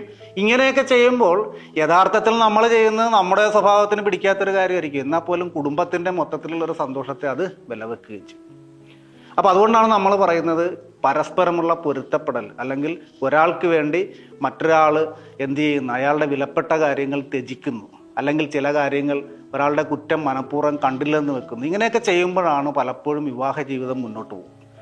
അപ്പോൾ നിങ്ങൾ ചോദിക്കും, അപ്പോൾ ഈ സ്നേഹത്തിന് ഇതിനകത്ത് ഒന്നുമില്ലേ? സ്നേഹം കൊണ്ട് കാര്യമൊന്നുമില്ല. സ്നേഹത്തിന് കാര്യമുണ്ട്, സ്നേഹത്തിന് ഭയങ്കര കാര്യമുണ്ട്. പക്ഷേ ഈ സ്നേഹത്തിന് ചില കുഴപ്പങ്ങളൊക്കെ ഉണ്ട്. നമ്മൾ ഈ ലോകത്തുള്ള സ്നേഹത്തിൻ്റെ ചരിത്രത്തെപ്പറ്റി പഠിച്ചു കഴിഞ്ഞാൽ 2 തരത്തിലുള്ള സ്നേഹം കാണാം. ഒന്ന് നമ്മുടെ കർത്താവിശ്വമിശിഹ പ്രകടിപ്പിച്ചൊരു സ്നേഹമുണ്ട്. ദൈവം സ്നേഹമാകുന്നു എന്ന് നമ്മൾ പഠിച്ചിട്ടുണ്ട്. ഇനി നിങ്ങൾ പൗലോസ് അപ്പോസ്തലൻ്റെ ഒരു ലേഖനം എടുത്ത് നോക്കിക്കഴിഞ്ഞാൽ അതിൽ സ്നേഹത്തിൻ്റെ ഗുണങ്ങളെപ്പറ്റി പറയുന്നുണ്ട്. എല്ലാമൊന്നും എനിക്കറിയാൻ പാടില്ല, 4-5 ഗുണം ഞാൻ പറയാം. സ്നേഹം മത്സരിക്കുന്നില്ല, സ്നേഹം അസൂയപ്പെടുന്നില്ല, സ്നേഹം വിദ്വേഷം പ്രകടിപ്പിക്കുന്നില്ല, സ്നേഹം പരാതിപ്പെടുന്നില്ല. ഇതൊക്കെ ആരുടെ സ്നേഹത്തിൻ്റെ ഗുണങ്ങളാണ് ശരിക്കും പറഞ്ഞത്? പരാതിപ്പെടാതെ, വിദ്വേഷം പ്രകടിപ്പിക്കാതെ, മത്സരിക്കാതെ, അസൂയപ്പെടാതെ ആരെങ്കിലും ഈ ലോകത്തിലെ ജനങ്ങളെയും സ്നേഹിച്ചിട്ടുണ്ടെങ്കിൽ നമ്മുടെയൊക്കെ അറിവിൽ നമുക്ക് ഏറ്റവും അറിയാവുന്ന ആൾ യേശുക്രിസ്തുവാണ്. പിന്നെ ഇന്ത്യയിലേക്ക് വന്നു കഴിഞ്ഞാൽ ഇവിടെ ഒരു ശ്രീബുദ്ധനെ നമുക്ക് കാണാം. അപ്പം ഇവരൊക്കെ പ്രകടിപ്പിച്ച സ്നേഹമെന്ന് പറഞ്ഞാൽ നിസ്വാർത്ഥമായ, സ്വർഗീയമായ, ദൈവികമായ ഒരുതരം സ്നേഹമാണ്. അതായത് ആരെയാണോ സ്നേഹിക്കുന്നത് അവരിൽ നിന്നും തിരിച്ചൊന്നും പ്രതീക്ഷിക്കാത്ത ഒരുതരം ദിവ്യമായ സ്നേഹത്തിൻ്റെ ഉടമകളായിരുന്നു അവരൊക്കെ ദൈവങ്ങളുടെ ഗണത്തിലേക്ക് ഉയർത്തപ്പെട്ട ആൾക്കാരാണ്. ഇനി നിങ്ങൾക്കാർക്കെങ്കിലും അങ്ങനെ സ്നേഹിക്കാൻ പറ്റുമോ? അതായത് സ്നേഹിക്കുന്ന ആൾക്കാരെ സ്നേഹിച്ചുകൊണ്ടേ ഇരിക്കുക, അവരിൽ നിന്നൊന്നും പ്രതീക്ഷിക്കാതിരിക്കുക, അവരെന്ത് ചെയ്താലും നമ്മൾ അവരെ സ്നേഹിച്ചുകൊണ്ടേ ഇരിക്കും. അങ്ങനെ ഒരു സ്നേഹം നമുക്കാർക്കെങ്കിലും ഉണ്ട്? എനിക്ക് ഏതായാലും ഇല്ല. ഞാനൊരു സാധാരണ മനുഷ്യനാണ്. ഞാനൊരാളെ സ്നേഹിച്ചു കഴിഞ്ഞാൽ അറ്റ്ലീസ്റ്റ് അയാൾ എന്നെ കാണുമ്പോൾ എന്നെ നോക്കി പുഞ്ചിരിക്കണമെന്നെങ്കിലും ആഗ്രഹിക്കുന്ന ഒരു മനുഷ്യൻ. എല്ലാവരും അങ്ങനെ തന്നെ ആയിരിക്കും. അപ്പോൾ നമ്മൾ ആരെയെങ്കിലും സ്നേഹിച്ചാൽ നമ്മൾ എന്ത് ചെയ്യുന്നുണ്ട്? ആ സ്നേഹിക്കുന്ന ആളിൽ നിന്നും ചിലതൊക്കെ പ്രതീക്ഷിക്കുന്നുണ്ട്. നമുക്ക് ചിലതൊക്കെ തിരിച്ചു വേണം. അങ്ങനെ തിരിച്ച് കിട്ടാൻ ആഗ്രഹിച്ചുകൊണ്ടുള്ള സ്നേഹമാണ് സ്വാർത്ഥമായ സ്നേഹം എന്ന് പറയുന്നത്. എല്ലാ മനുഷ്യരും സ്നേഹത്തിൻ്റെ കാര്യത്തിൽ സ്വാർത്ഥരാണ്. നമ്മൾ ഭാര്യയെ സ്നേഹിച്ചാലും, നമ്മൾ മക്കളെ സ്നേഹിച്ചാലും, നമ്മൾ അച്ഛനെ സ്നേഹിച്ചാലും, നമ്മൾ അമ്മയെ സ്നേഹിച്ചാലും നമ്മൾ എന്ത് ചെയ്യും? അവരിൽ നിന്നും ചിലതൊക്കെ തിരിച്ച് പ്രതീക്ഷിക്കും. അങ്ങനെ പ്രതീക്ഷിക്കുന്ന സ്നേഹമാണ് നമ്മളുടേത്. അതിന് കുഴപ്പമൊന്നുമില്ല നമ്മൾ പ്രതീക്ഷിക്കണം. പക്ഷേ ഒരു കാര്യം കൂടി നമ്മൾ മനസ്സിലാക്കണം. ഈ ലോകത്ത് ഒരു മനുഷ്യനും മറ്റൊരാളുടെ പ്രതീക്ഷക്കനുസരിച്ച് 100% ജീവിക്കാനൊന്നും പറ്റത്തില്ല. നമ്മുടെ അച്ഛനും അമ്മയും നമ്മുടെ പ്രതീക്ഷക്കനുസരിച്ച് 100% ജീവിച്ചിട്ടുണ്ട്. ഒരു മകൻ എന്നുള്ള നിലയിൽ അല്ലെങ്കിൽ മകളെന്നുള്ള നിലയിൽ അച്ഛൻ്റെ അമ്മയുടെയും പ്രതീക്ഷക്കനുസരിച്ച് 100% ജീവിക്കാൻ നമുക്ക് പറ്റിയിട്ടുണ്ടോ? ഇല്ല. നമ്മളൊക്കെ അവരുടെ പ്രതീക്ഷകളൊക്കെ ചിലപ്പോഴൊക്കെ തെറ്റിക്കും. നമ്മളുടേതായ ജീവിതം ജീവിക്കുമ്പോൾ ചിലപ്പോൾ നമ്മൾ ഈ പറയുന്ന ആളുകളുടെയൊക്കെ പ്രതീക്ഷ തെറ്റിക്കാറുണ്ട്. അതേപോലെ തന്നെ ഭാര്യയും ഭർത്താവും ഒരുമിച്ച് ജീവിക്കുമ്പോൾ സ്നേഹമുള്ള ഭാര്യ ഭർത്താക്കന്മാരാണെങ്കിൽ ആ സ്നേഹത്തെ പ്രതി 100,000 കാര്യങ്ങൾ അങ്ങോട്ടും ഇങ്ങോട്ടും പ്രതീക്ഷിക്കും. പക്ഷെ അവിടെയും ഈ പ്രശ്നമുണ്ട്. ഒരു മനുഷ്യനും വേറൊരു മനുഷ്യൻ്റെ പ്രതീക്ഷക്കനുസരിച്ച് 100% ജീവിക്കാൻ പറ്റില്ല. പ്രതീക്ഷകൾ പലപ്പോഴും തെറ്റും. അപ്പോൾ നമ്മൾ സ്നേഹിക്കുന്ന ഒരാളുടെ പ്രതീക്ഷിക്കുന്ന കാര്യങ്ങൾ നമുക്ക് കിട്ടിയില്ലെങ്കിൽ സ്വാഭാവികമായിട്ടും വരാൻ പോകുന്ന കാര്യം നിരാശ വരും. അടുത്തത് സങ്കടം വരും. ഈ നിരാശയും സങ്കടവും കൂടി കൂട്ടിച്ചേർത്ത് കഴിഞ്ഞാൽ പുറത്തേക്ക് വരുന്നത് അത് ദേഷ്യമായിട്ടായിരിക്കും. പലപ്പോഴും വഴക്കുണ്ടാകുന്ന അങ്ങനെയാണ്. നമ്മൾ നമ്മുടെ ജീവിതത്തിൽ മനസ്സ് ദുഃഖിച്ച് കണ്ണീരൊലിപ്പിച്ചുകൊണ്ട് ആരോടൊക്കെ വഴക്കിട്ടിട്ടുണ്ടെന്നുണ്ടെന്ന് നോക്കിയാൽ മതി നിങ്ങൾ. ആ ലിസ്റ്റ് എടുത്തു കഴിഞ്ഞാൽ അതിൽ നമ്മൾ സ്നേഹിക്കാത്ത ഒരു മനുഷ്യൻ പോലും കാണത്തില്ല. നമ്മൾ മനസ്സ് വിഷമിച്ച് കണ്ണീരൊലിപ്പിച്ച് ഉണ്ടാക്കിയിരിക്കുന്ന വഴക്കുകളെല്ലാം നമ്മൾ സ്നേഹിക്കുന്ന ആൾക്കാരുമായിട്ടായിരിക്കും. അതുകൊണ്ട് തന്നെ ഭാര്യയും ഭർത്താവും കൂടി സ്നേഹിച്ച് ജീവിച്ചു കഴിഞ്ഞാൽ അവിടെ വഴക്കുണ്ടാകണം. വഴക്കിടാത്ത ഭാര്യ ഭർത്താക്കന്മാർ ശരിക്കും പറഞ്ഞാൽ അത്ര ഡീപ്പായിട്ട് സ്നേഹിക്കാത്തവർ. സ്നേഹിക്കുന്ന ഭാര്യ ഭർത്താക്കന്മാർ വഴക്കുണ്ടാക്കും. ആ വഴക്കിനെ പക്ഷേ ഒരു പരിധി കഴിഞ്ഞ് വലുതാക്കി കുടുംബജീവിതം എന്ന് പറയുന്ന മഹാവൃക്ഷത്തിൻ്റെ കടക്കൽ കോടാലി കൊണ്ട് വെട്ടത്തക്ക രീതിയിലാക്കാതെ നമ്മളെ ചേർത്ത് നിർത്തേണ്ട ഒരു ഘടകത്തിൻ്റെ പേരാണ് പൊരുത്തപ്പെടുക എന്ന് പറഞ്ഞാൽ. വഴക്കിടുമ്പോൾ നമ്മൾ നമ്മുടെ മുയലിൽ 5 കൊമ്പെങ്കിലും വേണം. മുയലെന്ന് പറഞ്ഞാൽ നമ്മുടെ അഭിപ്രായമാണ്. നമ്മൾ 5 കൊമ്പുള്ള മുയലിനെ വെച്ചിട്ട് വേണം അങ്ങോട്ടും ഇങ്ങോട്ടും വഴക്കിടാൻ. പക്ഷെ ആ വഴക്കിടുമ്പോൾ ഒരു ബോധ്യം വേണം. ഞാൻ വഴക്കിടുന്ന എൻ്റെ ഭാര്യയോടാണ്, ഞാൻ വഴക്കിടുന്ന എൻ്റെ ഭർത്താവിനോടാണെന്നുള്ള ബോധ്യം വെച്ചിട്ട് ഈ പൊരുത്തപ്പെടുക എന്ന് പറയുന്ന കത്തി ഉപയോഗിച്ച് ആ വഴക്കിനിടയ്ക്ക് എന്ത് ചെയ്യണം? നമ്മൾ ആ മുയലിൻ്റെ കൊമ്പുകൾ ഓരോന്നായി മുറിച്ച് മാറ്റി അവസാനം വലിയൊരു തിരിച്ചറിവിലെത്തണം. എന്ത് തിരിച്ചറിവിൽ? യഥാർത്ഥത്തിൽ എൻ്റെ മുയലിന് കൊമ്പൊന്നും ഇല്ലായിരുന്നു. അങ്ങനെ ഒരു തിരിച്ചറിവിലേക്ക് നമ്മളെ എത്തിക്കാനായിട്ട് നമ്മൾ ആവശ്യാനുസരണം നമ്മുടെ ജീവിതത്തിൽ പ്രയോഗിക്കേണ്ട മരുന്നിൻ്റെ പേരാണ് പൊരുത്തപ്പെടുക എന്ന് പറയുന്നത്. അപ്പോൾ സ്നേഹമില്ലാത്തത് കൊണ്ടല്ല നമുക്ക് പൊരുത്തപ്പെടേണ്ടി വരുന്നത്, യഥാർത്ഥത്തിൽ സ്നേഹിക്കുന്നതുകൊണ്ട് തന്നെയാണ്. ഇനി രണ്ടാമതൊരു കാര്യം കൂടി പറഞ്ഞുകൊണ്ട് ഞാൻ ഈ ടോപ്പിക്ക് അവസാനിപ്പിക്കാം.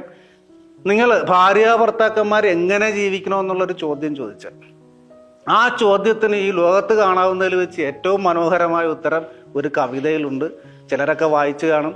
ഖലീൽ ജിബ്രാൻ്റെ പ്രവാചകൻ എന്ന് പറയുന്ന ഒരു കവിതയുണ്ട്. ആ കവിതയിൽ അൽ മുസ്തഫ എന്ന് വിളിക്കുന്ന പ്രവാചകനോട് ഓർഫാലിസ് ദ്വീപിലെ ജനങ്ങൾ ചോദിക്കുന്നുണ്ട്, ഭാര്യ ഭർത്താക്കന്മാർ എങ്ങനെയാണ് ജീവിക്കേണ്ടത്? അതിന് അദ്ദേഹം പറയുന്ന ഉത്തരേത്രകൾ, അതായത് ഭാര്യ ഭർത്താക്കന്മാർ ഒരു ഗോപുരത്തിൻ്റെ 2 തൂണുകളെ പോലെയാണ്. നിങ്ങളൊരു ഗോപുരം നോക്കിയാൽ, നിങ്ങൾ ഗോപുരത്തിലേക്ക് പോകേണ്ട, ഒരു കട്ടിലിൻ്റെ 2 കാല് നോക്കിയാൽ മതി. ഈ 2 കാലും കൂടി ചേർന്നായിരിക്കും. അല്ലല്ലോ, 2 കാലും കൂടി ഒന്നിച്ചിരുന്ന് കഴിഞ്ഞാൽ അത് കട്ടിലിന് ഒരു വശത്ത് താങ്ങത്തില്ല, കട്ടിലാവശം കുത്തിപ്പോവും. അപ്പോൾ ഗോപുരമായാലും കട്ടിലായാലും അതിനെ താങ്ങി നിർത്തണമെന്നുണ്ടെങ്കിൽ എന്ത് വേണം? ഈ തൂണുകൾക്കിടയിൽ ആവശ്യമായിട്ടുള്ള അകലം ഉണ്ടായിരിക്കണം. അപ്പോൾ ഖലീൽ ജിബ്രാൻ ആ കവിതയിലൂടെ അൽ മുസ്തഫയിലൂടെ നമ്മളോട് പറയുന്ന ഇത്രയേ ഉള്ളൂ, ഭാര്യ ഭർത്താക്കന്മാർ ഒരു ഗോപുരത്തിൻ്റെ 2 തൂണുകൾ പോലെയാണ്, അവർക്കിടയിൽ ആവശ്യമായിട്ടുള്ള അകലങ്ങൾ ഉണ്ടായിരിക്കണം.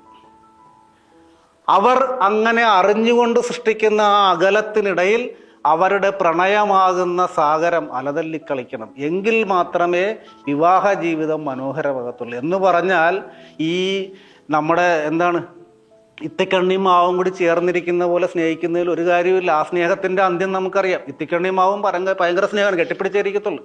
പക്ഷേ അവസാനം സംഭവിക്കുന്ന ഇത്തിക്കണ്ണി ഉണങ്ങുമ്പോൾ മാവ് ഉണങ്ങും. അപ്പം അങ്ങനെയല്ല, കുറച്ച് സ്വാതന്ത്ര്യം കൊടുത്തുകൊണ്ടുള്ളൊരു സ്നേഹം വേണം. രണ്ടുപേരും 2 വ്യക്തികളാണെന്നുള്ള തിരിച്ചറിവിൻ്റെ ഒരു അകലം വേണം. 2 വ്യക്തികൾക്ക് ഒരിക്കലും ഒന്നാകാൻ പറ്റില്ല എന്നുള്ള വലിയൊരു സത്യം നമ്മൾ മനസ്സിലാക്കണം. 2 വ്യക്തികൾക്ക് ഒന്നാകാൻ പറ്റില്ല എങ്കിൽ പോലും 2 തൂണുകൾ വ്യത്യസ്ത അകലങ്ങളിൽ നിന്നുകൊണ്ടൊരു ഗോപുരത്തെ താങ്ങി നിർത്തിയ പോലെ 2 വ്യക്തികൾക്ക് എന്ത് ചെയ്യാം? അവരുടെ പ്രവർത്തനങ്ങളെയും അവരുടെ അഭിപ്രായങ്ങളെയും അവരുടെ വീക്ഷണങ്ങളെയും കുടുംബം എന്ന് പറയുന്ന മഹാഗോപുരത്തെ താങ്ങി നിർത്താൻ വേണ്ടി ഉപയോഗിക്കാൻ പറ്റും. അതിനെ വിജയകരമായിട്ട് ഉപയോഗിക്കുമ്പോഴാണ് ശരിക്കും പറഞ്ഞാൽ നമ്മുടെ കുടുംബജീവിതം വിജയത്തിലെത്തുന്നത്. അതുകൊണ്ട് എപ്പോഴും ഒരാൾ മറ്റൊരാളെ പൂർണ്ണമായിട്ട് തൻ്റേതാക്കാനായിട്ട് ശ്രമിക്കരുത്. ഇത്തിരി മാറി നിന്ന് സ്നേഹിക്കാൻ പഠിക്കുക. നിങ്ങൾക്കറിയാം, ഭൂമിയിൽ നിന്ന് നോക്കുന്ന ചന്ദ്രനെ സൗന്ദര്യമുള്ളൂ. ഭൂമിയിൽ നിന്ന് നോക്കുമ്പോഴാണ് ചന്ദ്രൻ വെണ്ണിലാക്കിണ്ണമായിട്ടും അമ്പിളിമാവനൊക്കെ ആയിട്ട് നമുക്ക് തോന്നുന്നത്. നമ്മൾ പാട്ട് പാടുന്നത് അതുകൊണ്ടാണ്, വെണ്ണിലാ ചന്ദനക്കിണ്ണു എന്നൊക്കെ പറഞ്ഞിട്ട് പാടാൻ തോന്നുന്നത് അതുകൊണ്ടാണ്. പക്ഷെ ഈ പാട്ട് നീലാംസ്ട്രോങ്ങിൻ്റെ അടുത്ത് എന്ന് പാടിക്കഴിഞ്ഞാൽ അദ്ദേഹം എന്ത് പറയും? കാര്യം ചന്ദ്രനെ അതിൽ ഇറങ്ങിക്കണ്ട മനുഷ്യനാണ്. ചന്ദ്രനെ കണ്ടപ്പോൾ മനസ്സിലായത് അതിൽ മരുഭൂമിയും പ്രാണവായുവില്ല, മൊട്ടക്കുന്നുകൾ, അഗാധ ഗർത്തങ്ങൾ എന്ന് പറഞ്ഞാൽ നമ്മുടെ കാൽപ്പനികമായ ഭാവനയെ, നമ്മുടെ പ്രണയത്തെ ഉണർത്തുന്ന ഒന്നും തന്നെ ചന്ദ്രനിലില്ലായിരുന്നു. അപ്പോൾ ഇതുപോലെ തന്നെയാണ് ശരിക്കും പറഞ്ഞാൽ ഒരു വ്യക്തിയെ നമ്മൾ അകത്ത് കയറി കാണുന്നതും കുറച്ച് ദൂരെ നിന്ന് കാണും. ശരിക്കും പറഞ്ഞാൽ ഇത്തിരി ദൂരെ നിന്ന് കണ്ടാൽ മതി. അപ്പോൾ പിന്നെ അടുത്ത് നിന്നും കാണാം. അടുത്ത് നിന്ന് കാണുമ്പോൾ അയാളുടെ ഉള്ളിലുള്ള കുണ്ടും കുഴിയൊക്കെ നമ്മൾ അധികം കാണാനായിട്ട് പോകരുത്. അപ്പോൾ അതിന് വേണ്ടിയിട്ട് എന്ത് ചെയ്യണം? നമ്മൾ മനഃപൂർവ്വം അകലം സൃഷ്ടിക്കുക, അകലത്തിൽ നിൽക്കുക. അകലത്തിൽ നിന്നുകൊണ്ട് 2 വ്യക്തികൾ തമ്മിലുള്ള 2 വ്യക്തികൾ വ്യത്യസ്തരാണെന്നുള്ള തിരിച്ചറിവിൻ്റെ അകലമാണത്. ആ അകലത്തിൽ നിന്നുകൊണ്ട് അങ്ങോട്ടും ഇങ്ങോട്ടും ആരാധനയോടുകൂടി നോക്കുക, പ്രണയലോലുപരാകുക. നിങ്ങളുടെ പ്രണയം ആ അകലത്തിനിടയ്ക്കൊരു സാഗരം പോലെ അലതല്ലി കളിക്കട്ടെ. അങ്ങനെ നിങ്ങൾ പ്രണയിച്ച് അല്പം അകന്നു നിന്ന് പരസ്പരം ബഹുമാനിച്ച് നല്ലൊരു കുടുംബജീവിതം നയിക്കുക. അതാണ് ദാമ്പത്യ ജീവിതത്തിലെ ആ പൊരുത്തപ്പെടലിനെ പറ്റി എനിക്ക് പറയാനുള്ള പ്രധാനപ്പെട്ട കാര്യങ്ങൾ. ഇനി നമ്മൾ കുറച്ച് ശരീരശാസ്ത്രത്തിലേക്ക് വരികയാണ്. ഇപ്പോൾ ശരീരശാസ്ത്രം എന്ന് പറഞ്ഞാൽ എല്ലാമില്ല. നമ്മുടെ വിഷയം നമ്മൾ നേരത്തെ പറഞ്ഞല്ലോ, ലൈംഗികതയാണ് വിഷയം. അപ്പോൾ നമ്മുടെ ലൈംഗിക അവയവങ്ങളുടെ പ്രവർത്തനവും അതിൻ്റെ വളരെ ലളിതമായ രീതിയിലുള്ള ഘടന, എല്ലാവർക്കും മനസ്സിലാകത്തക്ക രീതിയിലുള്ള അതിൻ്റെ ഘടനയും ഒന്ന് ചെറുതായിട്ട് എക്സ്പ്ലെയിൻ ചെയ്യുക എന്നുള്ളതാണ് നമ്മുടെ അടുത്ത ക്ലാസ്സിൻ്റെ അടുത്ത സെക്ഷൻ. അപ്പോൾ അതിന് മുന്നോടിയായിട്ടൊരു കാര്യം പറയാം. നമ്മൾ ഈ ലൈംഗിക അവയവങ്ങളുടെ ഘടന പഠിച്ചിട്ട് ലൈംഗിക ബന്ധത്തിൽ ഏർപ്പെട്ടാലേ കുട്ടികളുണ്ടാകുമെന്നൊന്നുമില്ല. അങ്ങനെയുള്ള കാര്യങ്ങളൊന്നും അല്ല ഇത്. ഈ ക്ലാസ് കൊണ്ട് പ്രധാനമായിട്ട് ഉദ്ദേശിക്കുന്നത് മറ്റൊരു കാര്യമാണ്.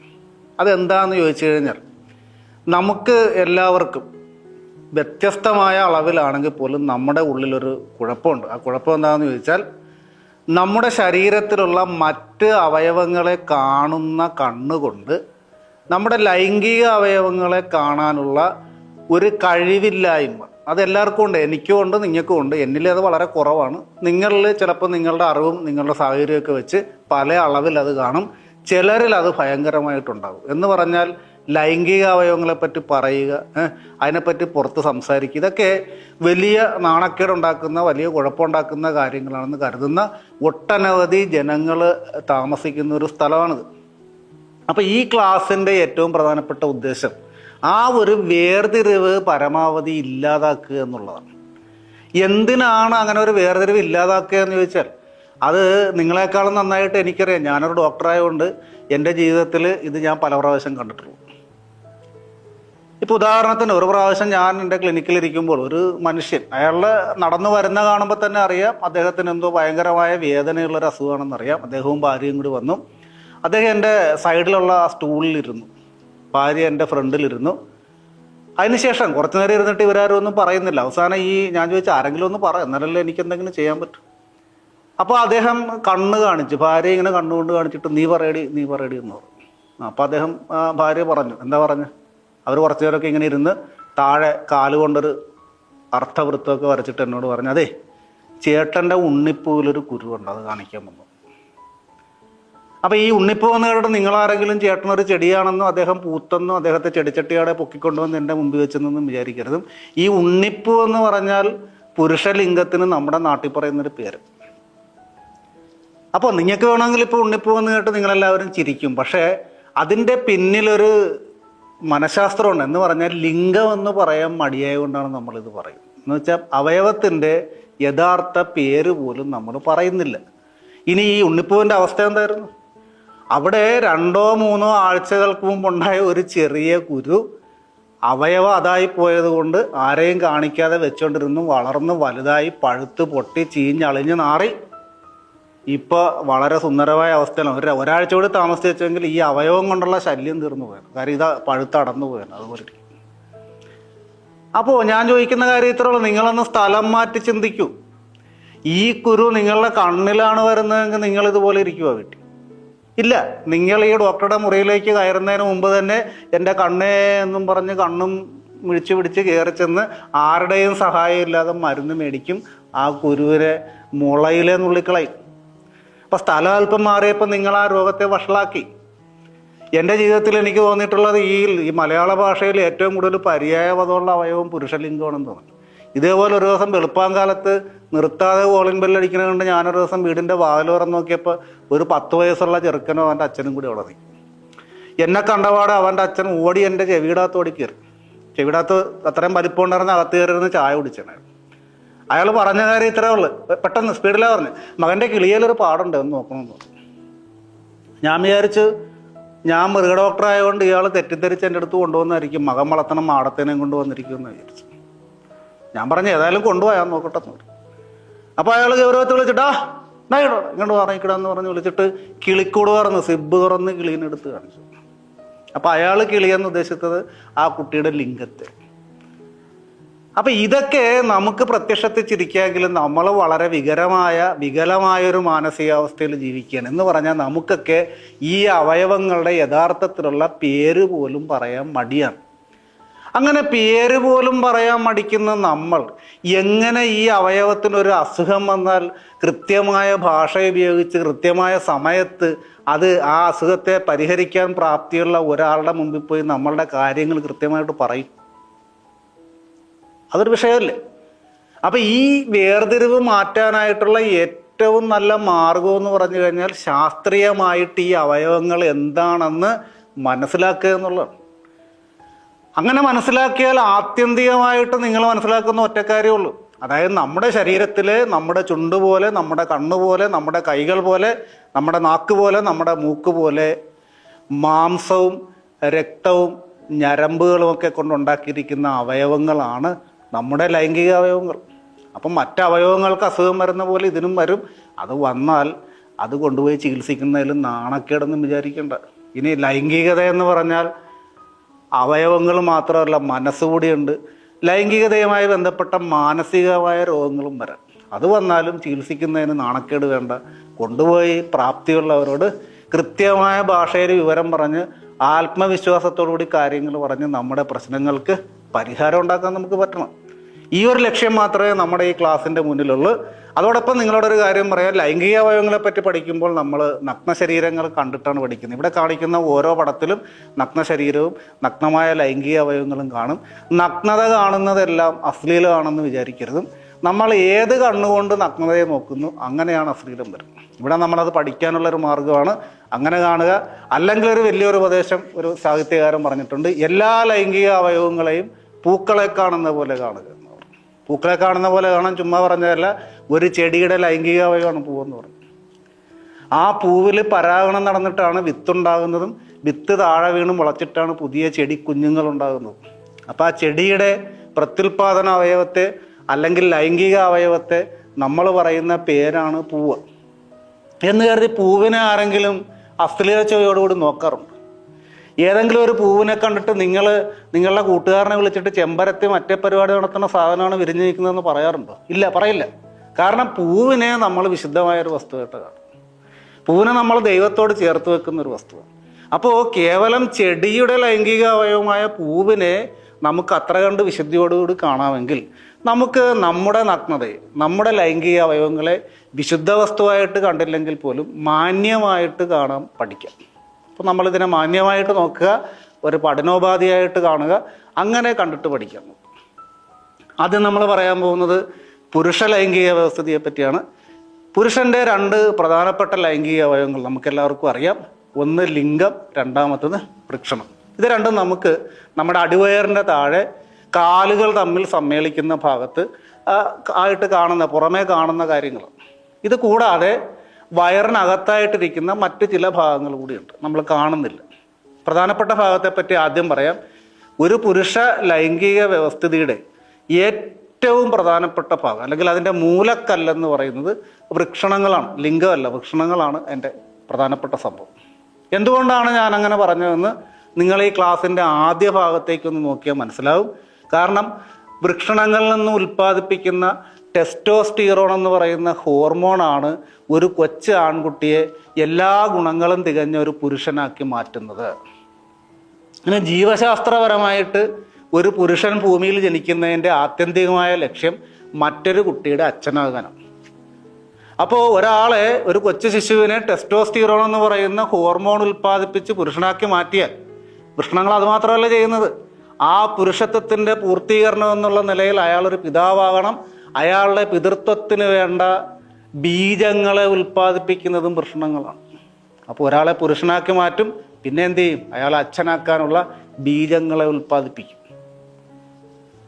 ഒരു ദിവസം നമ്മുടെ ശരീരത്തിലെ 2 വൃഷണങ്ങളും കൂടി പ്രായപൂർത്തിയായ ഒരാളിൽ ഉൽപ്പാദിപ്പിക്കുന്ന ബീജങ്ങളുടെ എണ്ണം എത്രയാണെന്ന് ചോദിച്ചാൽ അത് കേട്ട് നിങ്ങൾ ഞെട്ടരുതും. ഏതാണ്ട് 30 കോടിയോളം ബീജങ്ങളാണ് ഉണ്ടാകുന്നത് എല്ലാ ദിവസവും 30 കോടി ബീജം.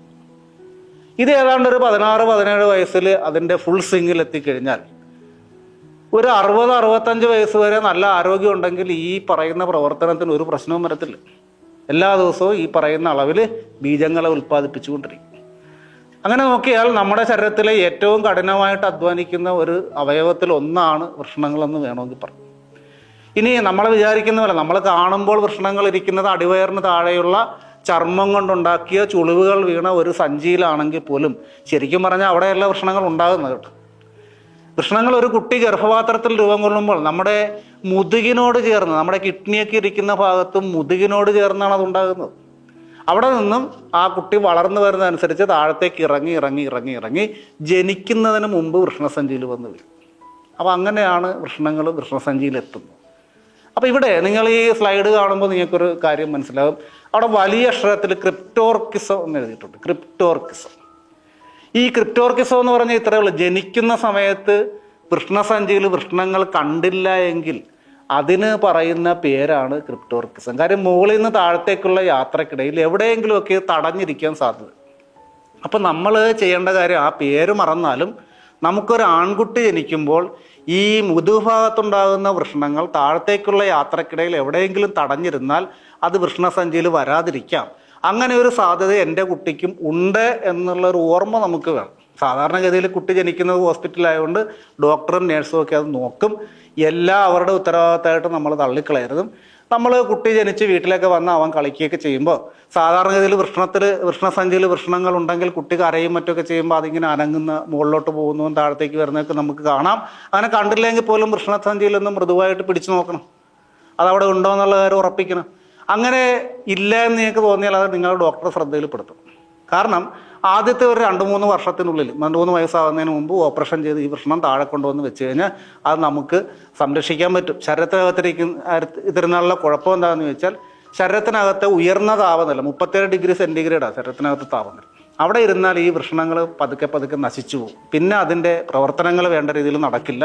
കുട്ടിക്ക് വന്ധ്യത ഉൾപ്പെടെയുള്ള കാര്യങ്ങൾ വരാൻ സാധ്യതയുണ്ട്. കാരണം ഇത് നമ്മുടെ ഒരു ഉത്തരവാദിത്തമാണ്. കാരണം ഈ കുട്ടി സ്വയം അവൻ്റെ ലൈംഗിക അവയവങ്ങൾ പരിശോധിച്ച് അവന് ഒരു വൃഷണമുള്ളൂ അല്ലെങ്കിൽ വൃഷണങ്ങൾ ഇല്ല എന്നൊക്കെ കണ്ടുപിടിക്കണമെന്നുണ്ടെങ്കിൽ മിനിമം അവനൊരു 14 വയസ്സെങ്കിലും ആകണം. അത്രയും നാളിത് ശരീരത്തിനുള്ളിരുന്ന പിന്നെ അതുകൊണ്ടൊരു പ്രയോജനമില്ല. അപ്പം നമ്മൾ ആയിട്ട് കണ്ടുപിടിക്കേണ്ട ഒരു രോഗമാണിത്. അങ്ങനെ അപ്പോൾ നമ്മൾ പറഞ്ഞു, വൃഷണങ്ങളാണ് നമ്മുടെ ലൈംഗിക വ്യവസ്ഥിതിയുടെ പ്രധാനപ്പെട്ട അവയവം. അത് ടെസ്റ്റോസ്റ്റിറോൺ ഉൽപ്പാദിപ്പിച്ചൊരു പുരുഷനെ സൃഷ്ടിക്കും. പിന്നെ അവൻ്റെ പിതൃത്വത്തിന് കാരണമായ ബീജങ്ങളെ ഉൽപ്പാദിപ്പിക്കും. ഏതാണ്ട് 30 കോടിയോളം ബീജങ്ങളാണ് ഉൽപ്പാദിപ്പിക്കപ്പെടുക ഒരു ദിവസം. ഇനി ഇത്രയും ബീജങ്ങൾ ഉൽപ്പാദിപ്പിച്ചാൽ ഇതെല്ലാം കൂടി സംഭരിക്കാനുള്ള ശേഷിയൊന്നും ആ കുഞ്ഞവയവത്തിലില്ല കേട്ടോ. ആ സംഭരണം നടക്കുന്ന വയറിനകത്ത്.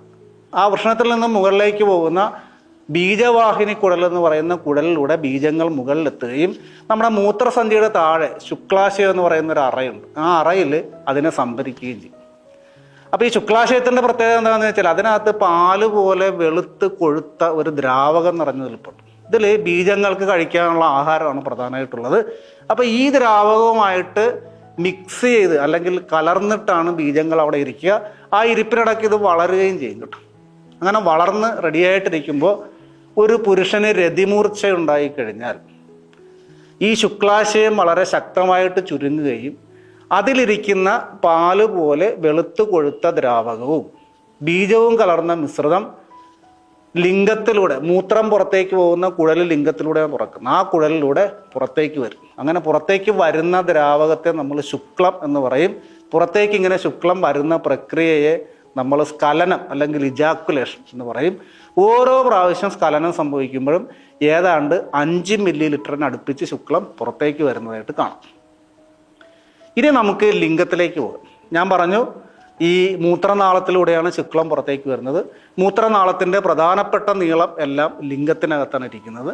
ഇനി ലിംഗത്തിൻ്റെ ഘടന പരിശോധിച്ചാൽ അതിനെ നമ്മൾ നമ്മുടെ വൈദ്യശാസ്ത്ര പടം നിങ്ങൾക്ക് സ്ലൈഡിൽ കാണാം. അതിൻ്റെ ഘടനയെ നമ്മൾ നമ്മുടെ വൈദ്യശാസ്ത്ര ഗ്രന്ഥങ്ങളിലൊക്കെ പറയുന്നത് നീണ്ട ഉരുണ്ട് മാംസളമായ ഒരു അവയവം എന്ന് പറയും. ഈ അവയവത്തിൻ്റെ പ്രത്യേകത ലൈംഗികമായ വികാരങ്ങൾ ഉണ്ടാകുമ്പോൾ അതിൻ്റെ ബലവും വലിപ്പവും വർദ്ധിക്കും. അങ്ങനെ യോനിയിലേക്ക് പ്രവേശിക്കാനുള്ള ശക്തി അതിന് കിട്ടും. ലിംഗം കൊണ്ട് പ്രധാനമായിട്ട് ലൈംഗികതയിൽ ഉപയോഗിക്കുന്നത് എന്താണ്? ലൈംഗിക ബന്ധത്തിൽ ഏർപ്പെട്ട് വിജയകരമായിട്ട് ശുക്ലത്തെ യോനിയിൽ പതിപ്പിക്കാനുള്ള ഒരു അവയവമാണ്. ലിംഗത്തിന് പ്രധാനമായിട്ടും 3 ഭാഗങ്ങളുണ്ട്. അതിനെ നമ്മുടെ ശരീരത്തോട് ചേർത്ത് നിർത്തുന്ന അതിൻ്റെ റൂട്ട് എന്ന് പറയുന്നൊരു ഭാഗം, കടഭാഗമുണ്ട്. പിന്നെ അതിൻ്റെ നീളം നിർണ്ണയിക്കുന്ന ഒരു കാണ്ഡമുണ്ട്. പിന്നെ അതിൻ്റെ അറ്റത്ത് അഗ്രം കൂർത്തിരിക്കുന്ന മുകുളം അല്ലെങ്കിൽ ഗ്ലാൻസ് എന്ന് പറയുന്നൊരു ഭാഗമുണ്ട്. ഈ ഗ്ലാൻസുമായിട്ട് ബന്ധപ്പെട്ട ചില ലൈംഗിക പ്രശ്നങ്ങളുണ്ട്. ഒന്ന്, എല്ലാവരിലും ഈ ഗ്ലാൻസിനെ മൂടി ഇളക്കമുള്ള ഒരു ചർമ്മം കാണും. ഈ ചർമ്മം നമുക്ക് നമ്മുടെ ആവശ്യാനുസരണം മുകളിലേക്കും താഴത്തേക്കും ചലിപ്പിക്കാൻ പറ്റും. ആ ചർമ്മത്തെ നമ്മൾ പറയുന്നത് ഫോർസ്കിൻ അല്ലെങ്കിൽ അഗ്രചർമ്മം എന്ന് പറയും. അഗ്രചർമ്മം മുസ്ലിങ്ങളിലും ജൂതന്മാരിലും ഒക്കെ അവരുടെ മതപരമായ ആചാരത്തിൻ്റെ ഭാഗമായിട്ട് മുറിച്ച് കളയുന്നൊരു സംഭവമാണ്. പക്ഷേ നമുക്കിടയിൽ അങ്ങനെ ഒരു കാര്യമില്ല. നമുക്കെല്ലാവർക്കും അഗ്രചർമ്മം കാണും. അൺലെസ് അതർവൈസ് എന്തെങ്കിലും കാര്യം കൊണ്ട് മുറിച്ച് മാറ്റിയില്ലായിരിക്കും. അഗ്രചർമ്മവുമായി ബന്ധപ്പെട്ട് ചില ലൈംഗികാരോഗ്യ പ്രശ്നങ്ങളുണ്ട്. അതിൽ ഒന്നാമത്തത് എല്ലാവർക്കും ഉള്ളൊരു കാര്യമാണ്. അഗ്രചർമ്മം പുറകോട്ട് മാറ്റി നോക്കിക്കഴിയുമ്പോൾ നമ്മൾ കുളിക്കുന്ന സമയത്തൊക്കെ നോക്കുമ്പോൾ അവിടെ വെളുത്ത അല്ലെങ്കിൽ ഇളം മഞ്ഞ കളറിലൊരു പൊടി പോലെ ഒരു സംഭവം ഇരിക്കുന്നതാണ്. ഇതിനെ നമ്മൾ ഇംഗ്ലീഷിൽ പറയുന്നത് സ്മെഗ്മ എന്നാണ് പറയുന്നത്. മലയാളത്തിലാണെങ്കിൽ ശീശ്നമലം എന്ന് പറയും. ആ പേരൊന്നും ഓർക്കേണ്ട കാര്യമില്ല. ഇത് ശരിക്കും പറഞ്ഞാൽ അവിടെയുള്ള വിയർപ്പും മറ്റും അടിഞ്ഞുകൂടി ഉണ്ടാകുന്ന ഒരുതരം മാലിന്യമാണ്. അപ്പോൾ നമ്മൾ ചെയ്യേണ്ട കാര്യം നമ്മുടെ ലൈംഗിക ശുചിത്വത്തിൻ്റെ ഭാഗമായിട്ട് എല്ലാ ദിവസവും കുളിക്കുമ്പോൾ ഈ അഗ്രചർമ്മം പുറകോട്ട് മാറ്റി ഈ അഴുക്ക് കഴുകിക്കളയാം. അതിന് സോപ്പ് കാര്യമായിട്ട് ഉപയോഗിക്കേണ്ട, വെറുതെ വെള്ളം ഉപയോഗിച്ച് കഴുകുക എന്നുള്ളതാണ് ഏറ്റവും കരണീയമായ മാർഗം. ഇത് കളഞ്ഞില്ല എങ്കിൽ എന്ത് പറ്റുമെന്ന് ചോദിച്ചാൽ അവിടെ ഇൻഫെക്ഷൻ ഉണ്ടാകാം. അതേപോലെ തന്നെ ദീർഘകാലം വൃത്തിയില്ലാതെ നമ്മൾ അങ്ങനെ വെച്ചുകൊണ്ടിരുന്നാൽ അതൊരു പക്ഷേ ലിംഗത്തിൻ്റെ അഗ്രഭാഗത്ത് ക്യാൻസർ ഉണ്ടാക്കുന്നതിനൊരു കാരണമായിട്ട് മാറും. അപ്പോൾ അത് നമ്മുടെ ലൈംഗിക ആരോഗ്യത്തിൻ്റെ ഭാഗമാണ്. ഇനി രണ്ടാമത്തത് ഒരു ജന്മവൈകല്യമാണ്. അതായത് അഗ്രചർമ്മം ഒരു പ്രായം കഴിഞ്ഞാൽ സ്വാഭാവികമായിട്ടും പുറകോട്ടും മാറും. അതിന് വലിയ ബുദ്ധിമുട്ടൊന്നും ഇല്ലാത്തൊരു കാര്യം. അങ്ങനെ പുറകോട്ടും മാറുന്നതിൻ്റെ പ്രധാനപ്പെട്ട ഉദ്ദേശം എന്താണെന്ന് ചോദിച്ചാൽ 2 കാര്യമാണ്. ഒന്ന്, ഈ വൃത്തിയാക്കൽ നടക്കണം. മൂത്രം കൃത്യമായിട്ട് സുഗമമായിട്ട് പുറത്തേക്ക് പോകണം. മൂന്നാമത്തെ കാര്യം, ഒരു പ്രായപൂർത്തിയായ ഒരാൾ ലൈംഗിക ബന്ധത്തിൽ ഏർപ്പെടുമ്പോൾ പുറകോട്ട് മാറിയ അഗ്രചർമ്മത്തോടു കൂടി ലൈംഗിക ബന്ധത്തിൽ ഏർപ്പെടുമ്പോഴാണ് അയാൾക്ക് കിട്ടേണ്ട രീതിയിലുള്ള അനുഭൂതികൾ ഉണ്ടാകും. അപ്പോൾ ഈ വിവാഹപ്രായത്തിലെത്തിയ ആൾക്കാരുമായിട്ട് ബന്ധപ്പെട്ട് ഈ പ്രശ്നം ചർച്ച ചെയ്ത് ഇത്രയുള്ളൂ. അതായത് അഗ്രചർമ്മം പുറകോട്ട് മാറ്റാൻ പറ്റാത്തൊരവസ്ഥയുണ്ട്. എത്ര ശ്രമിച്ചാലും അത് മാറത്തില്ല. ലിംഗത്തിൻ്റെ അഗ്രഭാഗത്തൊരു കൂട് പോലെ കൂടി നിൽക്കും. എത്ര ശ്രമിച്ചാലും പുറകോട്ട് മാറി. ഇപ്പോൾ കുട്ടികളിലൊക്കെ ആണെങ്കിൽ അത് മൂത്രത്തിൽ പഴുപ്പും മറ്റു കാര്യങ്ങളായിട്ട് പ്രസൻറ്റ് ചെയ്യും. അത് നമ്മൾ ചെറുപ്പത്തിലെ കണ്ടുപിടിച്ചാൽ ഓപ്പറേഷൻ ചെയ്ത് ശരിയാക്കും. ഈ പ്രായത്തിലെത്തിയ ഒരാളിൽ അത് അങ്ങനെയല്ല പ്രസൻറ്റ് ചെയ്യുക. അയാളെ സമയത്തോളം അയാൾ ലൈംഗിക ബന്ധത്തിൽ ഏർപ്പെടുമ്പോൾ അത് അത്ര സുഗമമായിട്ട് നടക്കാതെ വരും. കാര്യം ഈ ഉദ്ധരിച്ച് നിൽക്കുന്ന ലിംഗത്തിൽ അഗ്രചർമ്മം പുറകോട്ട് മാറ്റപ്പെട്ടില്ല എങ്കിൽ നമ്മൾ ആ ലിംഗം യോനിയിൽ പ്രവേശിപ്പിക്കുമ്പോൾ ആ വേദനയും മറ്റു പ്രശ്നങ്ങളും ഒക്കെ ഉണ്ടാകും. അപ്പം നമ്മുടെ ലൈംഗിക ജീവിതം അത്ര സുഖകരമാകില്ല, നമുക്കതിനോട് വിരക്തി തോന്നും, അങ്ങനെ നമ്മുടെ കുടുംബത്ത് പ്രശ്നങ്ങളൊക്കെ ഉണ്ടാകാൻ സാധ്യത. അപ്പോൾ വിവാഹത്തിന് മുൻപ് നമ്മൾ നോക്കേണ്ട കാര്യം അഗ്രചർമ്മം പുറകോട്ട് മാറ്റാൻ പറ്റാത്ത രീതിയിൽ വല്ല കുഴപ്പമുണ്ടാകുന്ന നോക്കുക. ആ കുഴപ്പത്തിന് ഇംഗ്ലീഷിൽ പറയുന്ന പേര് ഫിമോസിസ് എന്നാണ് പറയുന്നത്. ഫിമോസിസ് എന്നുള്ള പേര് ഓർത്തില്ലെങ്കിലും ഈ കുഴപ്പം കണ്ടാൽ മനസ്സിലാവും. കണ്ടാൽ നിങ്ങൾ ചെയ്യേണ്ട കാര്യം ഇത്രയേ ഉള്ളൂ. നിങ്ങളിതൊരു ഉണ്ണിപ്പൂവാണെന്ന് വിചാരിക്കാതെ എന്ത് ചെയ്യണം, നിങ്ങളൊരു ഡോക്ടറെ കാണിക്കുക, ഒരു സർജനെ കാണിക്കുക. അദ്ദേഹം അതിന് വേണ്ട ചികിത്സ തരും. ചികിത്സ വേറൊന്നുമല്ല, അഗ്രചർമ്മം മുറിച്ച് കളയുന്ന സർക്കംസിഷൻ എന്ന് പറയുന്ന ചെറിയ ഓപ്പറേഷനും. ഇനി മൂന്നാമത് ഒരു കണ്ടീഷൻ കൂടി ഇവിടെ പറഞ്ഞിട്ടുണ്ട്, അതായത് പാരാഫിമോസിസ് എന്ന് പറയും. ഈ പാരാഫിമോസിസ് എന്ന് പറഞ്ഞാൽ അഗ്രചർമ്മം പുറകോട്ടും മാറും, പക്ഷെ അത് ഭയങ്കര ടൈറ്റായിരിക്കും. നമ്മൾ ഏതെങ്കിലും കാലത്ത് ബലം പ്രയോഗിച്ചത് പുറകോട്ട് മാറ്റിയാൽ മാറും, തിരിച്ച് അതേപോലൊരു ബലപ്രയോഗം നടത്തിയാലേ തിരിച്ചു വരത്തും. സ്വാഭാവികമായിട്ട് താഴത്തേക്ക് വരാനുള്ള പ്രവണത കുറവായിരിക്കും. അങ്ങനെ ടൈറ്റായ അഗ്രചർമ്മമുള്ള ആൾക്കാർക്ക് പറ്റുന്നത് എന്താണെന്ന് ചോദിച്ചാൽ, അവർ ലൈംഗിക ബന്ധത്തിൽ ഏർപ്പെടുമ്പോൾ ആ പ്രവൃത്തിയുടെ ഫലമായിട്ട് അഗ്രചർമ്മം പുറകോട്ട് മാറും. പക്ഷേ ഇതിന് ശേഷം മനഃപൂർവ്വം അഗ്രചർമ്മം താഴത്തേക്ക് കൊണ്ടുവന്നില്ല എങ്കിൽ ഇത് ലിംഗത്തിൻ്റെ മുകുളത്തിന് ചുറ്റും ഒരു ടൈറ്റായിട്ടുള്ള റബ്ബർ ബാൻഡ് പോലെ ഇങ്ങനെ ഇരുന്നിട്ട് പതുക്കെ പതുക്കെ ലിംഗം നീര് വെച്ച് വീർക്കും. അപ്പോൾ രാത്രി ആയിരിക്കും മിക്കവാറും നമ്മുടെ ഒരു ശീലം അനുസരിച്ച് ലൈംഗിക ബന്ധമൊക്കെ നടക്കുന്നത്. ഇത് കഴിഞ്ഞിട്ട് ഈ സംഭവം താഴത്തേക്ക് മാറ്റാതെ നമ്മൾ കിടന്നുറങ്ങിയാൽ പിറ്റേ ദിവസം രാവിലെ എണീക്കുമ്പോൾ ലിംഗത്തിൻ്റെ അഗ്രഭാഗം വീർത്ത് ഒരു മാംസപിണ്ഡം പോലെ തൂങ്ങിക്കിടക്കുന്നത് നമുക്ക് കാണാൻ പറ്റും. ഇത് ഈ ഒരു അവസ്ഥയിലെത്തിയാൽ നമുക്കൊന്നും ചെയ്യാൻ പറ്റത്തില്ല, നമ്മളിതും കൊണ്ട് ആശുപത്രിയിൽ പോയാലേ പറ്റത്തുള്ളൂ. അപ്പോൾ ഇത് നിങ്ങളുടെ വിവാഹം കഴിഞ്ഞ ആദ്യത്തെ 2-3 ദിവസത്തിനുള്ളിലൊക്കെ സംഭവിച്ചു കഴിഞ്ഞാൽ എന്തൊക്കെ അതിന് ആൾക്കാർ പറഞ്ഞു വരുത്തുമെന്നുള്ള അറിയാൻ പറ്റില്ല. അതുകൊണ്ട് ആ അസുഖത്തിൻ്റെ പാരാഫിമോസിസ് എന്നുള്ള മുഴുവൻ പേരും നിങ്ങൾ ഓർത്തില്ലെങ്കിൽ ആദ്യത്തെ 2 അക്ഷരം ഓർക്കണം. അത് നമ്മുടെ ജീവിതത്തിൽ എപ്പോൾ വേണേലും പാര പണിയാൻ സാധ്യതയുള്ളൊരു സാധനം. അപ്പോൾ അതുകൊണ്ട് അതിനെ എന്ത് ചെയ്യണം, നമ്മൾ ഈ ടൈറ്റായിട്ടിരിക്കുന്നുണ്ടോ എന്ന് നോക്കുക. എന്തെങ്കിലും സംശയമുണ്ട് അതും അടുത്തുള്ളൊരു ഡോക്ടറെ കാണിച്ച് ആ ഒരു സംശയ നിവാരണം വരുത്തുക. ഇനി ഏറ്റവും വലിയ കാര്യം ആ സ്ലൈഡിൻ്റെ ഏറ്റവും അടിയിൽ പറഞ്ഞിട്ടുണ്ട്, ലിംഗത്തിൻ്റെ വലിപ്പവും ലൈംഗിക സുഖവും തമ്മിൽ ഒരു ബന്ധവുമില്ല. പലപ്പോഴും നമ്മുടെ മനസ്സിലെ മിഥ്യാധാരണയാണ് വലിയ ലൈംഗിക അവയവമുള്ളവർക്ക് സ്ത്രീകളെ പരമാവധി തൃപ്തിപ്പെടുത്താൻ പറ്റും, അങ്ങനെയുള്ള ആളുകളോട് സ്ത്രീകൾക്ക് ആരാധനയായിരിക്കും. ഇങ്ങനെയുള്ള എന്താണ് വികലമായ വിശ്വാസങ്ങൾ പലതും നമ്മുടെ ഇടയിലുണ്ട്. അങ്ങനെ ഒരു കാര്യമില്ല.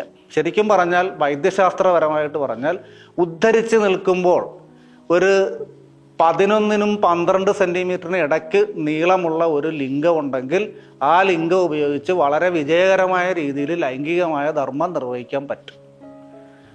അതിൻ്റെ അടിസ്ഥാനം എന്താണെന്ന് ചോദിച്ചാൽ, ഈ സ്ത്രീകളുടെ ലൈംഗിക ബന്ധത്തിന് ഉപയോഗിക്കുന്ന ലൈംഗിക അവയവമായ യോനിയുടെ ഏറ്റവും പുറമേ കാണുന്ന 2-3 സെൻറ്റിമീറ്റർ സ്ഥലത്തെ തൊട്ടാൽ അറിയത്തുള്ളൂ. അപ്പോൾ ലൈംഗിക ബന്ധത്തിൽ ഏർപ്പെടുമ്പോൾ ഇവിടെ കിട്ടുന്ന അനുഭൂതികളാണ് ആ സ്ത്രീയെ ലൈംഗിക സംതൃപ്തിയിലേക്ക് നയിക്കുന്നത്. അപ്പോൾ അവിടെ ഒരു സംതൃപ്തി കൊടുക്കാൻ വേണ്ടി നമുക്ക് ഈ ഭയങ്കര കിലോമീറ്റർ കണക്കിന് നീളമുള്ള ലിംഗമൊന്നും വേണ്ട. ഒരു 12 സെൻറ്റിമീറ്റർ നീളം ഉണ്ടെങ്കിൽ അത് നടക്കും.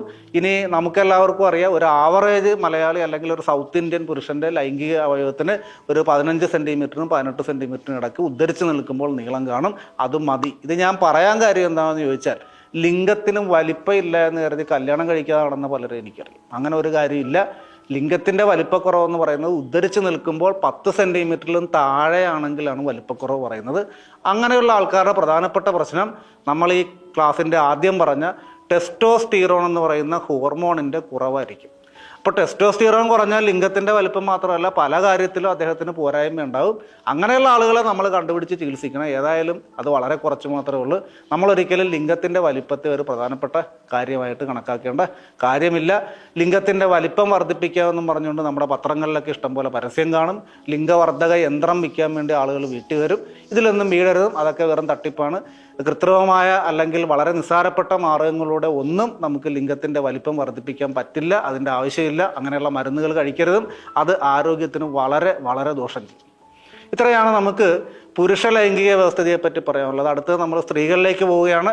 സ്ത്രീകളുടെ ലൈംഗിക അവയവങ്ങളുടെ ഏറ്റവും പ്രധാനപ്പെട്ട ഒരു പ്രത്യേകത എന്താണെന്ന് വെച്ചാൽ, അതിന് മുമ്പൊരു കാര്യം പറയാം. ഞാൻ പറഞ്ഞു ഒരു പുരുഷൻ എല്ലാ ദിവസവും ഏതാണ്ട് 30 കോടിയോളം ബീജങ്ങൾ ഉണ്ടാക്കുമെന്ന് പറഞ്ഞു. ഇനി നിങ്ങളൊന്ന് ചിന്തിക്കുക, ഈ പുരുഷന് എത്ര കുട്ടികളെ ഉൽപ്പാദിപ്പിക്കാൻ പറ്റും ജീവിതകാലം കൊണ്ട്? ഒന്ന് ആലോചിച്ച് വെച്ചാൽ മതി കേട്ടോ. നിങ്ങൾ മനസ്സിൽ കണ്ട് ഉത്തരം കാണുക. ഇനി നമ്മൾ സ്ത്രീകളിലേക്ക് പോവുക. ഈ സ്ത്രീകളുടെ ലൈംഗിക അവയവങ്ങളുടെ ഒരു പ്രത്യേകത എന്ന് പറഞ്ഞാൽ, ശരിക്കും പറഞ്ഞാൽ ഒരു സ്ത്രീ നഗ്നയായിട്ട് നിന്നാൽ ഒരു ലൈംഗിക അവയവം പോലും നമ്മൾ കാണത്തില്ല. അവളുടെ സ്തനങ്ങളെ നമ്മൾ ലൈംഗിക അവയവമായിട്ട് കണ്ടാൽ അത് കാണാൻ പറ്റും, ബാക്കി ഒരു അവയവവും നമ്മൾ കാണുന്നില്ല. ശരിക്കും പറഞ്ഞാൽ സ്ത്രീകളുടെ ലൈംഗിക അവയവങ്ങളെല്ലാം തന്നെ രണ്ട് കാലുകൾ തമ്മിൽ സമ്മേളിക്കുന്ന അടിവയറിൻ്റെ താഴെ ഭാഗത്ത് വളരെ ഭദ്രമായിട്ട് വെച്ചിരിക്കുന്നതായിട്ട്. അപ്പോൾ ഒരു സ്ത്രീ നഗ്നയായിട്ട് നിന്നാൽ ശരിക്കും പറഞ്ഞാൽ നമ്മൾ കാണുന്നത് ഇരുവശവും മാംസളമായ രണ്ട് തടിപ്പുകളും നടുക്കുള്ള ഒരു ചെറിയ വിടവ് പോലെ ഒരു സംവിധാനവും കാണാൻ പറ്റും. ഇത്രയും ഞാൻ പറയാൻ കാര്യം എന്ന് പറഞ്ഞാൽ, ഇനി നിങ്ങൾ കാണാൻ പോകുന്ന പടം, ഈ പടത്തെപ്പറ്റി ഈ ക്ലാസ് തുടങ്ങിയ കാലം തൊട്ട് പലരും എതിരഭിപ്രായം പറഞ്ഞിട്ടുണ്ട്. കാര്യം ഒരു സ്ത്രീ കാലുകൾ കവച്ചു വെച്ചിരിക്കുന്ന ഒരു പടമാണ് നമ്മളിവിടെ കാണിക്കുന്നത്. കാരണം അങ്ങനെ ഉള്ളൊരു പടം നോക്കിയാൽ സ്ത്രീകളുടെ ലൈംഗിക അവയവങ്ങൾ കാണാൻ പറ്റും. അതുകൊണ്ടാണ് നമ്മളത് കാണിക്കുന്നത്. ആ പടത്തിൽ നോക്കിയാൽ അതിൽ ഏതാണ്ട് 5-6 കാര്യങ്ങൾ അടയാളപ്പെടുത്തിയിട്ടുണ്ട്. ആ പടത്തിലെ കാര്യങ്ങൾ പറയുന്നതിന് മുമ്പ് ഞാൻ നിങ്ങളോട് വേറൊരു കാര്യം പറയാം. നമ്മളൊരു സ്ത്രീ നഗ്നയായിട്ട് നിന്നാൽ ഞാൻ പറഞ്ഞു മാംസളമായ 2 തടിപ്പുകളും നടുക്കൊരു വിടവും കാണും. ഈ മാംസളമായ തടിപ്പുകളെ നമ്മൾ പറയുന്ന പേര് ഫഗോഷ്ടം എന്നാണ് പറയുന്നത്. ഫഗം എന്ന് പറഞ്ഞാൽ അതിൻ്റെ അർത്ഥം യോനി എന്നാണ്. ഓഷ്ടം എന്ന് പറഞ്ഞാൽ അതിൻ്റെ അർത്ഥം ചുണ്ട് എന്നാണ്. യോനിക്ക് ചുറ്റും കാണുന്ന ചുണ്ടുകൾ പോലെ മാംസളമായ ഭാഗം, അതാണ് ഫഗോഷ്ടം കൊണ്ട് ഉദ്ദേശിക്കുന്നത്.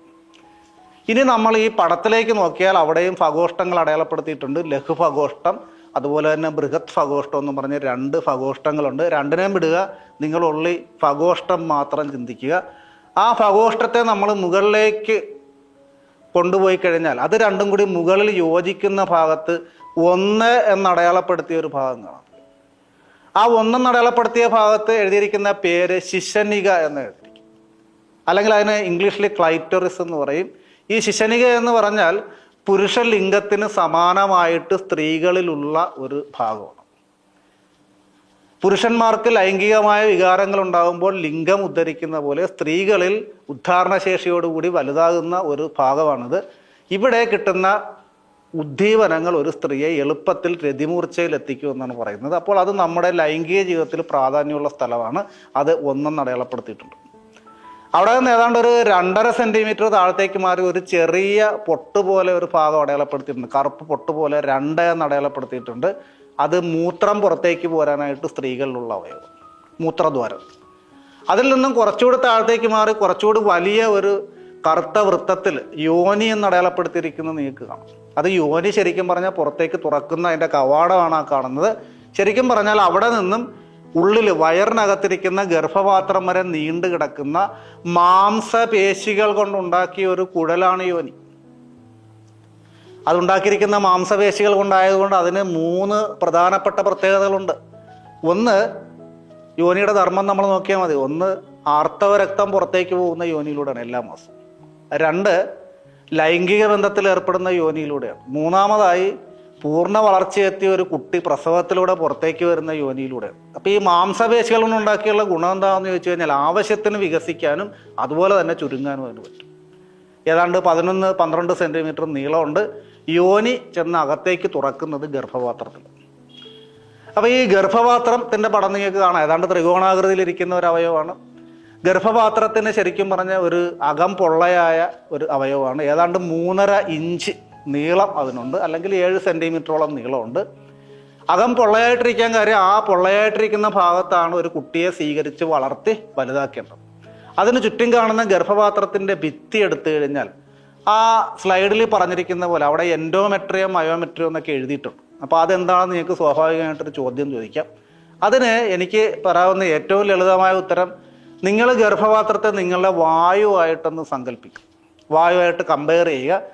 നിങ്ങളുടെ വായുടെ അകത്ത് നാക്ക് കൊണ്ടൊന്ന് തൊട്ട് നോക്കിയേ, അവിടെ വഴുവഴുപ്പുള്ളൊരു ചർമ്മം കാണാം. അതേപോലെ തന്നെ ഗർഭപാത്രത്തിൻ്റെ അകത്ത് നല്ല വഴുവഴുപ്പുള്ള ചുവന്ന കളറിലിരിക്കുന്ന ഒരു ചർമ്മഭാഗമുണ്ട്. അതാണ് അതിൻ്റെ എൻഡോമെട്രിയം അല്ലെങ്കിൽ ശ്ലേഷ്മ ചർമ്മം എന്ന് പറയും. അവിടെയാണ് ഈ വളരാൻ പോകുന്ന കുട്ടി പറ്റിപ്പിടിച്ചിരുന്ന് വളരുന്നത്. ഇനി നമ്മൾ പല്ലുകൾ തമ്മിൽ നല്ല ശക്തിയായിട്ട് കടിച്ചു പിടിച്ചിട്ട് വായുടെ പുറത്തൊന്ന് പിടിച്ചു നോക്കിയേ, നല്ല കട്ടിയുള്ള മസിലുകൾ നിങ്ങൾക്ക് ഫീൽ ചെയ്യും. അപ്പോൾ ഈ വായ്ക്ക് വേണ്ട ശക്തി കൊടുക്കുന്നത് ആരാണ്? പുറത്തിരിക്കുന്ന മസിലുകളാണ്. അതുപോലെ ഈ ഗർഭപാത്രത്തിൻ്റെ ചർമ്മത്തിന് ചുറ്റും നല്ല ശക്തിയുള്ള മാംസപേശികളുണ്ട്. ആ മാംസപേശികൾ ഗർഭപാത്രത്തിന് വേണ്ട ബലം കൊടുക്കും. ഈ കുട്ടി അവിടെ ഇരുന്ന് വളർന്ന് പൂർണ്ണ ഗർഭാവസ്ഥയിലെത്തുമ്പോൾ ഗർഭപാത്രം ശരിക്കും പറഞ്ഞാൽ അതിൻ്റെ ഒറിജിനൽ അവസ്ഥയിൽ നിന്നും ഒരു 15-20 ഇരട്ടിയോളം വലുതാവുന്നുണ്ട്. എന്ന് കരുതിയിട്ട് ആരുടെയെങ്കിലും ഗർഭപാത്രം പൊട്ടിപ്പോയെന്ന് നിങ്ങൾ കേട്ടിട്ടുണ്ട്? ഇനി പ്രസവ സമയത്ത് ഈ മാംസപേശികൾ ശക്തിയായിട്ട് ചുരുങ്ങുമ്പോഴാണ് കുട്ടി പുറത്തേക്ക് വരുന്നത്. അപ്പോൾ ഇതിനൊക്കെ വേണ്ട ബലം കൊടുക്കുന്നത് അതിൻ്റെ ചുറ്റുമുള്ള മസിലുകളാണ്. അതിനെയാണ് നമ്മൾ മയോമെട്രിയം എന്ന് പറയുന്നത്. അത് പുറത്തിരിക്കുന്നു. ഈ 2 ഭാഗങ്ങളും കൃത്യമായിട്ട് പ്രവർത്തിക്കുമ്പോഴാണ് ഗർഭപാത്രത്തിൻ്റെ ധർമ്മം പൂർത്തിയാകുന്നത്. ഇനി ഗർഭപാത്രത്തിൻ്റെ 2 വശങ്ങളിലേക്ക് നോക്കിയാൽ നമ്മുടെ കൈകൾ ഇങ്ങനെ നീട്ടിപ്പിടിച്ചാൽ എങ്ങനെ ഇരിക്കുന്നു, അതുപോലെ ഇരിക്കുന്ന 2 കുഴലുകൾ കാണാം. ഈ കുഴലുകളെ പറയുന്നത് അണ്ഡവാഹിനി കുഴലുകൾ എന്നാണ്. അണ്ഡവാഹിനി കുഴലുടെ ധർമ്മം ഇത്രയേ ഉള്ളൂ: അണ്ഡാശയങ്ങളിൽ നിന്നും പുറത്തേക്ക് വരുന്ന അണ്ഡത്തെ ഗർഭപാത്രത്തിലേക്ക് സംവഹിക്കുക എന്നുള്ളതാണ് അതിൻ്റെ ധർമ്മം. അതിന് ചെറിയ വ്യത്യാസമുണ്ട്. ഈ കുഴലുകളുടെ അങ്ങേയറ്റത്ത് നോക്കിയാൽ ഈ അഗ്രഭാഗം, ഈ ഭാഗം വിരലുകൾ പോലെ രൂപം പ്രാപിച്ചിരിക്കുന്നത് നിങ്ങൾക്ക് കാണാം. ആ വിരലുകൾ ചെന്ന് തൊട്ടിരിക്കുന്നത് മുട്ടയുടെ ആകൃതിയിലുള്ള ഒരു അവയവത്തിലാണ്. അതാണ് ഓവറി അല്ലെങ്കിൽ അണ്ഡാശയം. ഗർഭപാത്രത്തിൻ്റെ 2 വശങ്ങളിലും അണ്ഡാശയം കാണാം. അണ്ഡാശയങ്ങളാണ് ശരിക്കും പറഞ്ഞാൽ ഒരു സ്ത്രീയുടെ ലൈംഗിക വ്യവസ്ഥിതിയുടെ കേന്ദ്രം. നമ്മൾ പുരുഷനിൽ വൃഷണങ്ങൾ പറഞ്ഞ പോലെ സ്ത്രീകളിൽ ലൈംഗിക വ്യവസ്ഥിതിയുടെ കേന്ദ്രം എന്ന് പറയുന്നത് അണ്ഡാശയങ്ങളാണ്. പുരുഷന്മാരിൽ ആ ടെസ്റ്റോസ്റ്റിറോൺ ഉൽപ്പാദിപ്പിച്ചൊരു കൊച്ചു ആൺകുട്ടിയെ പുരുഷനാക്കിയ പോലെ അണ്ഡാശയങ്ങൾ ഈസ്ട്രജനും പ്രൊജസ്ട്രോണും ഉൽപ്പാദിപ്പിച്ചൊരു കൊച്ചു പെൺകുട്ടിയെ ഒരു യുവതിയാക്കി മാറ്റും. എന്ന് മാത്രമല്ല, അവളുടെ ആ സ്ത്രീത്വത്തിൻ്റെ പൂർത്തീകരണം എന്ന് പറയുന്ന മാതൃത്വത്തിലേക്ക് അവളെ നയിക്കുന്ന അണ്ഡങ്ങളെ ഉൽപ്പാദിപ്പിക്കുന്നത് അവിടെ തന്നെയാണ്. പക്ഷെ ഒരു വ്യത്യാസമുള്ളൂ: ഒരു പുരുഷൻ എല്ലാ ദിവസവും 30 കോടി ബീജങ്ങളെ ഉൽപ്പാദിപ്പിക്കുമ്പോൾ ഒരു സ്ത്രീ ഒരു മാസം 1 അണ്ഡത്തെ ഉൽപ്പാദിപ്പിക്കും. അങ്ങനെ നോക്കിക്കഴിഞ്ഞാൽ ഒരു സ്ത്രീ അവളുടെ ജീവിതകാലം കൊണ്ട് ഉൽപ്പാദിപ്പിക്കുന്ന ആകെ അണ്ഡങ്ങളുടെ എണ്ണം ഏതാണ്ട് 450-500 ഇടയ്ക്കേ വരത്തുള്ളൂ. കാരണം ആർത്തവം തുടങ്ങുന്ന കാലം തൊട്ടാണ് അണ്ഡങ്ങളെ ഉൽപ്പാദിപ്പിക്കാൻ തുടങ്ങുന്നത്. പുരുഷന്മാരെ പോലെ ജീവിതകാലം മുഴുവൻ ബീജങ്ങളെ ഉൽപ്പാദിപ്പിക്കാൻ പറ്റില്ല. ഒരു പ്രത്യേക പ്രായം കഴിയുമ്പോൾ ആർത്തവം നിലയ്ക്കും. 47-48 വയസ്സ് 50 വയസ്സിനിടയ്ക്ക് ആർത്തവം നിലയ്ക്കും. അപ്പം ഈ പ്രായത്തിനിടയ്ക്ക് കിട്ടുന്ന ഒരു 34-35 കൊല്ലം കൊണ്ട് ഒരു സ്ത്രീ മാക്സിമം ഉൽപ്പാദിപ്പിക്കുന്ന അണ്ഡങ്ങളുടെ എണ്ണം 450-500 ആയിരിക്കും. അത് ഓരോ മാസവും അണ്ഡാശയം പൊട്ടി ഏതെങ്കിലും ഒരു വശത്തു നിന്നും പുറത്തേക്ക് വരും. ആ അണ്ഡങ്ങളെ അണ്ഡവാഹിനിക്കുഴലിൻ്റെ വിരലുകൾ പോലെ രൂപം പ്രാപിച്ച അഗ്രം സ്വീകരിക്കും. സ്വീകരിച്ചു കഴിഞ്ഞാൽ അണ്ഡങ്ങൾ അവിടെ ഇരിക്കത്തേ ഉള്ളൂ കേട്ടോ. അതവിടെ തന്നെ ഇരിക്കും. ഈ സമയത്താണ് ലൈംഗിക ബന്ധത്തിൽ ഏർപ്പെടുന്നതെങ്കിൽ കോടിക്കണക്കിനായിട്ടുള്ള ബീജങ്ങൾ വീഴുന്നത് സ്ത്രീയുടെ യോനിയിലാണ്. ആ യോനിയിൽ നിന്ന് ഈ ബീജങ്ങൾ ആദ്യം ഗർഭപാത്രത്തിലെത്തും. ഗർഭപാത്രത്തിലെത്തിയിട്ട് അതെന്ത് ചെയ്യണം? ഈ അണ്ഡാശയത്തിൻ്റെ ഈ അഗ്രഭാഗത്തിരിക്കുന്ന അണ്ഡത്തിനടുത്തേക്ക് എന്ത് ചെയ്യണം? ഈ കുഴലിലൂടെ സഞ്ചരിച്ച് അവിടെ എത്തണം. അങ്ങനെ എത്തിയിട്ടാണ് അണ്ഡവുമായിട്ട് യോജിക്കുകയും ഒരു കുട്ടിയുടെ തുടക്കമായ ഭ്രൂണം അല്ലെങ്കിൽ എംബ്രിയോ ഉണ്ടാകുകയും ചെയ്യുന്നത്. ഇവിടെയാണ് നമ്മൾ ഈ ബീജത്തിൻ്റെ എണ്ണത്തെപ്പറ്റി മനസ്സിലാക്കേണ്ടത്. യോനിയിൽ കോടിക്കണക്കിന് ബീജങ്ങൾ വീണാലും ഈ കണ്ട യാത്ര ചെയ്ത് ഇവിടെ എത്തുന്നത് ശരിക്കും പറഞ്ഞാൽ ഒരു 1000 ബീജങ്ങളിൽ താഴെയായിരിക്കും. ബാക്കിയെല്ലാം ഈ യാത്രക്കിടയിൽ നശിച്ചു പോകും. ഈ 1000 ബീജങ്ങൾ ഇവിടെ ചെന്ന് കഴിഞ്ഞാൽ ഇത് എല്ലാത്തിനും കൂടി അണ്ഡത്തിലോട്ട് കയറാൻ പറ്റത്തില്ല. അണ്ഡത്തിന് ചുറ്റും നല്ല ശക്തിയുള്ള കട്ടിയുള്ള ഒരു ആവരണമുണ്ട്.